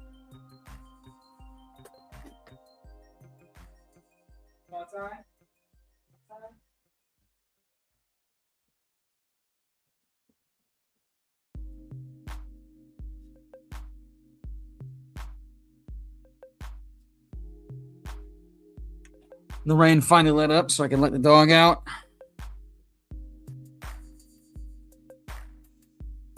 Let's catch back up on chat. I don't know, man. We always get surprised. And also, if the team kept him around as a lame duck, how good is their decision making, right? How good is their handle on the situation? And even if Glenn doesn't have that much pull, the organization, like if you're rebuilding from the ground up, grabbing a premium, surefire, they can't make fun of us, we can't get clowned, top defensive edge player, you know, quarterback, edge, receiver, in that order of like how the NFL values premium players from draft. And like we've seen edge players get traded much more easily and for a lot more. Like Crosby at 30 plus was getting traded for 2 first-round picks before the knee injury back out. So it's just like from a store of value, rebuilding the team type of thing. I'd be really surprised taking a receiver at 2, given we've seen the bust rate for those guys sticks out as like non-sure. Like I think Marv has spooked teams trying to go like early receiver recently. I can absolutely see that from like an anecdotal, illogical perspective. I think I'll click Kyle Pitts here. This feels like a more than fine click for tight end 1. Kind of on autopilot. Josh Allen teams really are fun because you could just go on autopilot, just take whatever position you need. I think the difference is like, okay, if you say that though, then it's like, okay, London was like a 3-4 turn guy for a long time. And we kind of mispriced how bad the offense was. You're kind of drawing the parallels for me, right? Like I don't think we're accounting enough for how limited the offense can be from a scoring outcome standpoint. And the only time London became a second round pick, 1-2 turn pick was when we were sure he was the main lone target, the best target in his offense with a good offense. And we highly over exaggerated the offense itself. And even that all said, the injury bug was the only reason why it didn't really kind of work out. And I think saying that's fair, I don't know. We Underdog prices upside aggressively. I think that's sharp. It prices wide receiver upside overly aggressively. And I think there's some signal to that, but I also think it's a little much at times, or at least it can be. If it's between a running back with like 30-point upside and Josh Downs, I'm just going to take the 30-point upside running back who can catch 7 or 8 targets like a receiver. Let's see. He was barking to be let out. If I let him back in, I'll get him on camera. I actually believe they go Reese almost no matter what. Exactly. That's the smoke I'm seeing, is Reese no matter what. And I think if they don't go Reese, it's because a team traded up for Reese. And I don't know that happens. I think it's just far easier to not get made fun of, keep your job, no questions asked, defend the pick, and have a rebuilding cornerstone who gets a second contract for the first time in a long time. Let's check in on the room. Let's see. Zeros. Oh, 0 fucks in the chat? You're saying he's paying the rake? How? I think it's fine. I don't love Reed, but it is stacked with love. They just dealt Wicks. It's not awful. 4. Little Pittsburgh double. His third quarterback's probably Rodgers. I've seen way worse teams. This is a fine team. I mean, that's just not happening. I think the Jets take him at the second pick of the second round, for sure.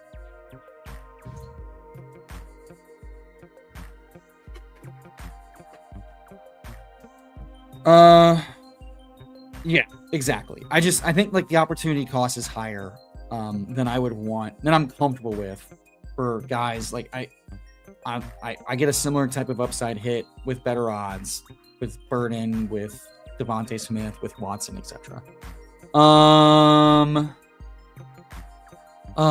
Shakir stacked with Allen feels so anti-fun. So I won't do it because people forget he is hurt and they did bring in DJ Moore. Ultimately, though, a round of ADP is not going to matter. So if he's still there, I'll take him. But I'd prefer to maybe just get Kincaid and Cooper instead, quite frankly. I don't have to stack Josh Allen. If he's going nuts, he's going nuts. Sure, but like we've seen defenses improve overnight with just scheme changes. And also we've seen NFC South teams just fight each other bare knuckled with no limbs and no one wins and it looks ugly as shit. It cuts both ways. I just saw a comment. I want screen proof of what I just saw Frog say. That's insane.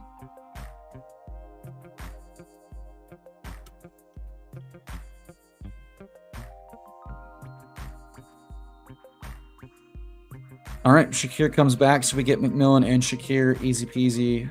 Little skinny stack with Allen. So through 12 rounds, Josh Allen, CMC, Love, Swift, Gainwell, T. Higgins, Romadunze, Michael Wilson, Rizzy P, Jalen McMillions, Khalil, why not, Shakir, and Kyle Shits. Kyle Shits himself.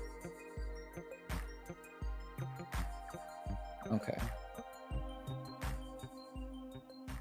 What?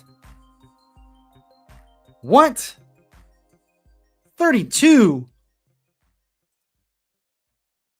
Thank God. I didn't want to do it. You want to talk about taking two of my biggest fades the last couple years on the same fucking team? End me swiftly. All right. X out of that. Do a little multitasking. What's up, Steve? How you doing, bud? Happy Friday. Happy weekend. Hope everything's going well. Do a little quick. 46 in a war room is nice. That's where you're willing to just say, like, fuck it. It's the running back on the Rams.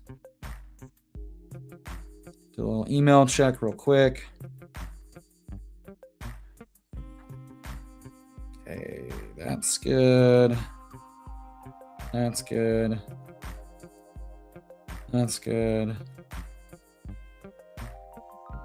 All right, we're all caught up. Cool.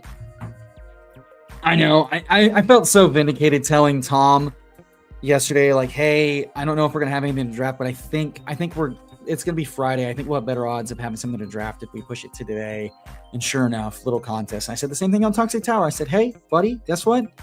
I think they're gonna drop something tomorrow morning. We will take a falling CJ Stroud. Of course, a team where you don't want him and he doesn't stack is when you get a falling quarterback too. Do I take him or do I? We will look a gift horse in the mouth and just take Stephon Diggs. Because the functional difference between Stroud and Mendoza on a Josh Allen team is not that large. So I just want to keep beating the room with picks that I think are much better at cost. And I'm fine doing that. Stroud ADP would have felt, but like functionally, I don't need it. And I refuse to have it.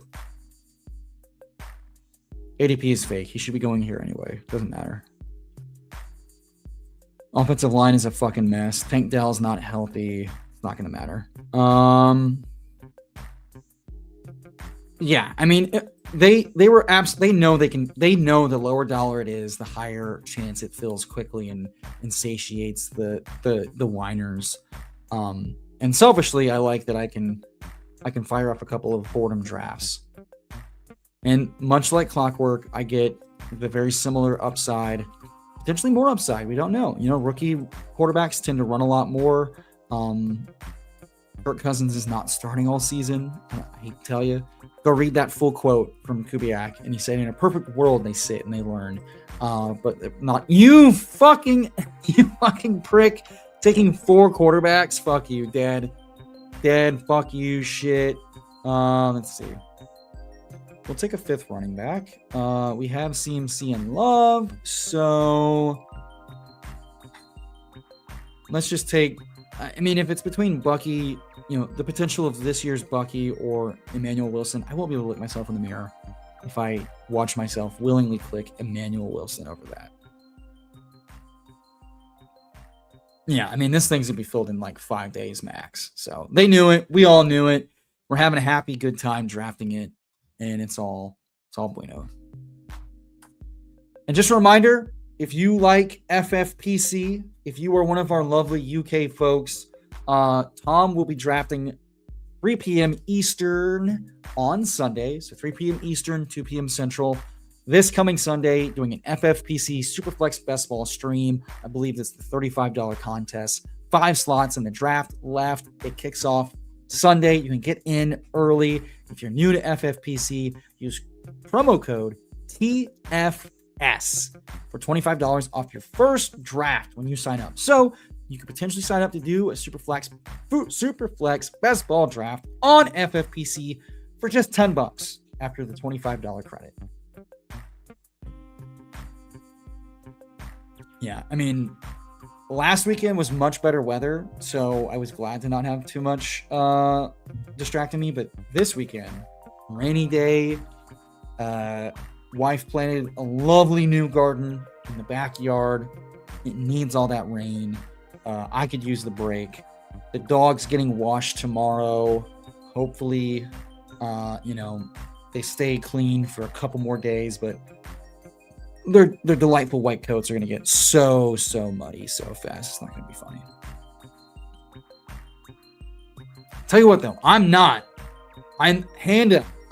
doing it. I am not registering for 30 slows of a $2 contest to brain rot going into peak draft best ball season. I refuse to do it. I shan't. I won't. I shan't. Well, don't I look stupid? Because I could have gotten CJ Stroud 20 picks past ADP and then stacked him up with Dalton Schultz. I'll take the L on that one, folks. But I also think Rodgers with Freiermuth creates a equivalent enough floor and ceiling, and I'll get it. Owen Green's rocking a 1 quarterback build with Trevor Lawrence. I have a feeling he's on auto. The ADPs would suggest so.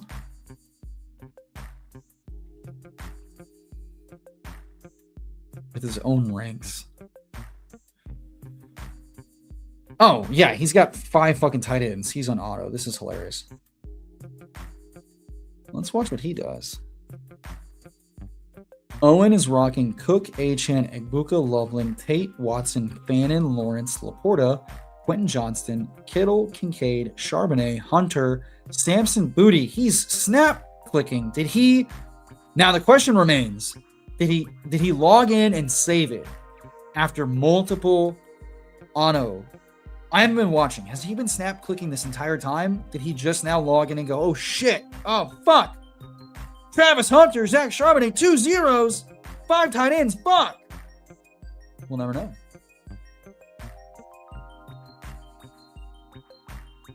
Two quarterbacks.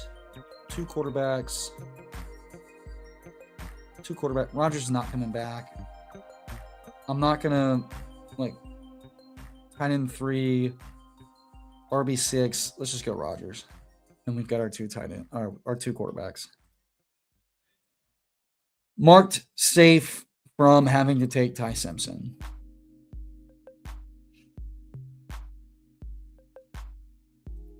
I mean, I wouldn't be surprised. Few men grind harder in the draft streets than Steve. It's 5 at a time. Jesus Christ, Steve.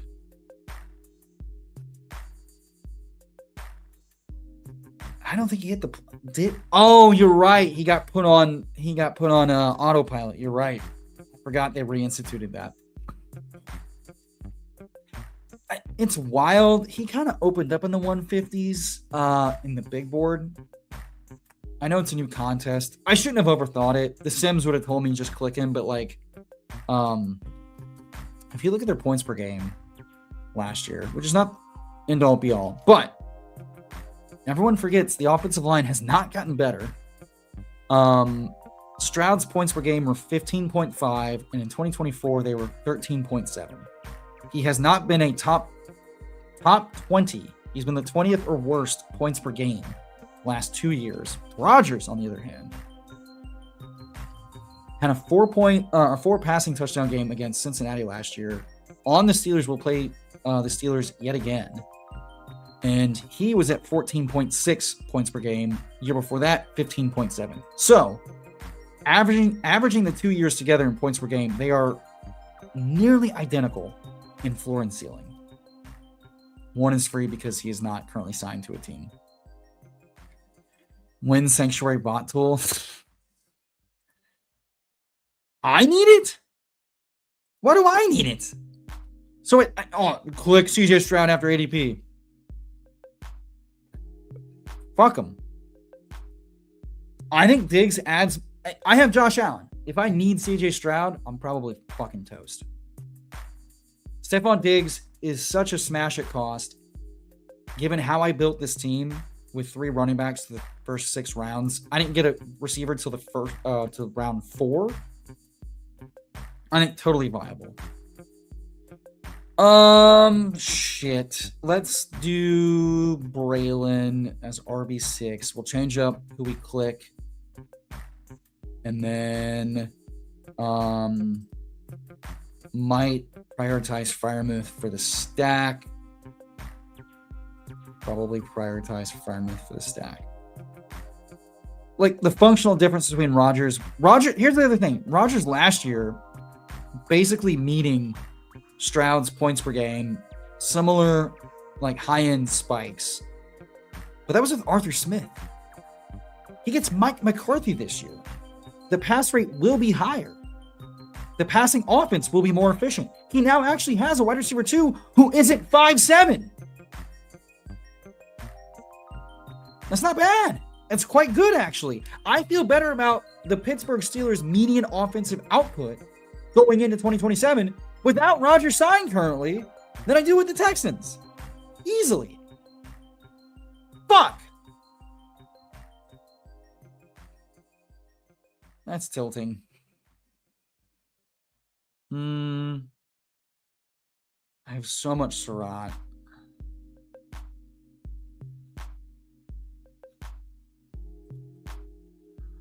We'll take more. Rate a snap pick. Fuck. Fuck you, 0 fucks. You fucked me, bro. I should have known. You little scallywag bitch. Check back in on the chat. Have I been clicking Fannin? Only when he falls, and I feel like fuck it. It's just really hard, man. I like in a vacuum, I like Warren, I like Tucker, I like Fannin, but the opportunity cost of the quarterbacks they go around and the some of the receivers they go, like if Parker Washington is him, you are missing out so badly. If Caleb, Herbert, Hurts, May, Daniels, if those guys hit, you are missing out hard. I feel like I only really take Fannin if my options are I'm not taking quarterback, and Fannin probably has equal if not better odds at 100 plus targets than Metcalf and Addison, and then I do it. But I feel the same way kind of about Warren. And I feel similar about full health Tucker Kraft as far as like scoring outcome. So I do it sometimes. But you know who also has 100 target earning potential? Juwan Johnson and Dalton Schultz and Pat Freiermuth. And they're so much cheaper. So it's just like, these mid-range tight ends kind of end up like Sam Sherman talked about it last year and the year before that. The mid-range expensive tight ends. But like, this was where Hawkinson was going last year. And I know apples to apples, but like, I don't know, man. The opportunity cost feels bad. It feels bad. Kyle Pitts. You get Kyle Pitts with Stefanski 1 or 2 rounds later. Like, I don't know, man. I don't know. It doesn't feel good. No me gusta.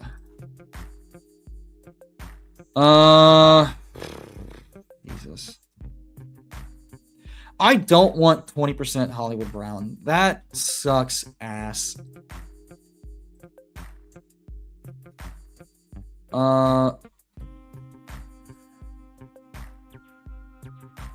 Let's roll the clip. Where'd he go?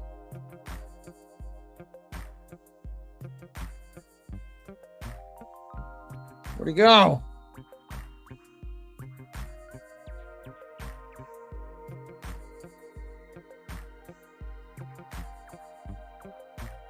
Oh, come on. I know we have a Ted Hurst clip. Where'd it go? We just played it.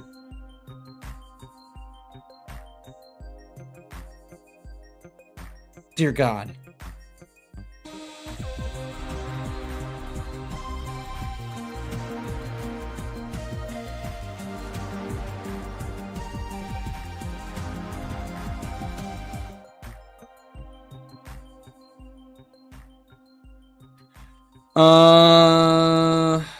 All right, we're about to get Theo to wrap up this draft. Let me catch him on the chat while we wrap it up. Oh, actually, it should have 2 buttons, right? It's fuck you and when I get the follower or you get the follower. Actually, I like this idea of the emo bot. It's like GPS, but it has 2 directions. Fuck you and none. I like that. Steve says, totally with you on Rodgers. Even with his down year post Achilles, he had a nearly 5% touchdown rate. And yeah, I like his upgraded environment going into, Rodgers is the way to access truly punting off QB. Because I don't like the Ty Simpson bet. He's much riskier. I've been the Bo Nix rookie year and Jackson Dart rookie year 20+% guy the last couple of years. Ty Simpson does not feel at all like that type of bet. Kirk Cousins no longer free. He was a fine click. Tua no longer free. He was a fine click late. So it's like now that, and then Jacoby Brissett, that guy's getting benched, 6 to 8 weeks in season, if not definitely by the end of the season. And unless he runs back exactly what he did last year and goes full Sam Howell where he gets benched 1 or 2 games but still gives you like top 7 quarterback points and I'm wrong, Rodgers is really right now still the guy to play because even when he signs, he's not going that high up in ADP, and I think he's just as much of a risk to be benched or not play late in the season but have better offensive passing outputs as guys like Stroud and Bryce, if not better, for 3, 4, 5 rounds cheaper. I took Josh Allen. That's why I push it. We'll wrap up this team as I wrap up the 2-6-9-3. I push quarterbacks when I have Josh King Allen. So Josh Allen, Aaron Rodgers. I pushed quarterback to the max. I like building like this a lot, where I can just load up at every other position. CMC, Jeremiah Love, DeAndre Swift, Kenny Gainwell, Emmett Johnson, Braylon Allen. Hopefully 100 targets. Hopefully 350 plus touches. I hope Washington over Tennessee. I'll take either. DeAndre Swift, hopefully 60 plus targets. Ben Johnson offense. Kenny Gainwell, potential for 70 to 80 targets with Tampa Bay. Potentially way more rushing work if Bucky gets hurt or just isn't that good. Emmett Johnson, he looks like he could be this year's Bucky or this year's Busto. I'll take either. Braylon Allen, underpriced RB2 on an offense people keep drafting pieces high for reasons unbeknownst to me. T. Higgins, full round after ADP. Rome Odunze, Jerry Rice Wilson, Rizzy P, Jalen McMillions, Khalil Shakir, Stephon Diggs, and then rounding out the receiver room with Surratt and Hurst. Do we have a Surratt clip? Did I not roll the Surratt clip? Hold on.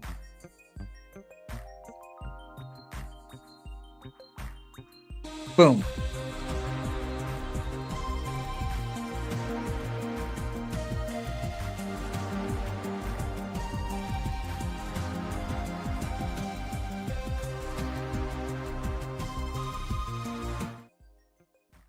Got your asses. All right. Kyle Schitz, Dalton Schultz, Theo Johnson, who should still be involved. I expect a lot of 2 tight end sets for the Giants. He and Dart had a really good rapport and connection. We've seen likely be more of that slot tight end guy, so I won't be surprised at all when Theo is still playing the inline, more total snaps and routes than likely, but going super free. I think he's still a great click. That's fucking hilarious, brother. Welcome. Let's check in on Zero Fucks. Al Boogie said he paid the rake. I think that was a little hurtful. And then we'll peep Reese real quick. Zero Fucks 3593. Drake May, Jordan Love. We give him CJ Stroud at 153. Whoop-de-fucking-do. Drake May, according to Best Ball Guy, you won. Saquon Barkley, Kyron Williams, 5 picks past ADP. Very nice. Quinshon Judkins, Rico Dowdle, Chris Brooks. Chris Brooks, by all accounts, looks and sounds like he's the special teams RB3, RB4 guy, but it's Jordan Love. It's a long season. Who knows? I expect a veteran or rookie to be the RB2. I'd be shocked if it's Brooks or Lloyd going into week 1, but we're not playing for week 1, folks. Solid so far. Amon-Ra, Tet, DK, Reed, Golden. So gets the triple Green Bay stack there. Debo, Dontavian Wicks, the new Eagles receiver. Trey Tucker, I think a fine enough click at this price for sure. I think he fits in the Kubiak system very well. And I don't think Naylor is taking away his routes, even though the Naylor fanboys think he is. Jalen Noel, I don't know how he really sees the field if Tank Dell does end up playing a majority of the season outside of a rotationary role, but whatever. People forget Xavier Hutchinson is going to get his routes. Higgins earned routes and roles. Nico Collins is not dead. Tank Dell is returning. I'm just not clicking a whole lot of Noel right now. He looks like a special teams and slot backup ace. Sorry. Dallas Goedert, Hunter Henry, and Pat Freiermuth. Very, very solid, cromulent, good enough, sometimes potentially good tight end room. Let's roast Reese real quick. Oh shit, Al Boogie with the 5 gifted. Thank you, sir. Appreciate you much, my man. Yeah, we're getting to it, brother. I think it's a good team. I don't think you paid the rake. Chris Brooks is funny, but it is. Cheers. Happy hour Friday. Cheers to you. Turbo lurking. Oh, yeah. Gotta love the Toxic 12 members talking shit amongst each other. Here, let me. Oh shit, who got the fucking gifted? Looks like it was Frog Clone, Boogie. Boogie gifted himself. Shout out. The grift continues. Clayburn, Cincinnati 2013. I know that name. And then Turbotron. Congrats, y'all. Get in the Sanctuary Discord. Come get access to the rookie guide that Rich just did. We're going to have Tom's going to have his best ball ranks uploaded. He's been tweaking them. We have a couple of members-only streams, including talking through the ranks. Going into draft season already. So go check that out. Thank you again, Boogie, for dropping the 5. Let's get back to this team real quick. So Reese did a 3.773. Dak Prescott, Jared Goff, Tyler Shuck. Solid. Henry, Harvey, Algier, Tracy, Marks, Bigsby, Harris. Feels like you might have gone a little overboard with the running back allocation. No, I think it's fine. You did 2nd round, 6th round. That's fine. JSN, Pickens, Flowers, Williams, who's been falling to the 50s quite frequently, and I'm fine clicking in there. Boston, Isaac, Vaughn, Vele. Yeah, he used to be a kind of comfy click, but he might be getting competition, but he's still potentially the slot receiver on a high pass offense. I'm not too worried about it. Jake Ferg, Helm, and Gesicki. So just a dart throw at tight end, stacked up, double Dak. You doubled Goff and Shuck with Vele. I get it. Solid 7 out of 10. Good with 7 out of 10. Not bad, not awful. Just fine. And honestly, those are the types of teams that not flashy usually get the job done. Oh, I know. I'm giving Boogie his attention that he craves. So Yeah, I mean, the standalone value is a little catch the like random 40-yard touchdown to score 13 PPR points, 11 half PPR points, but sure.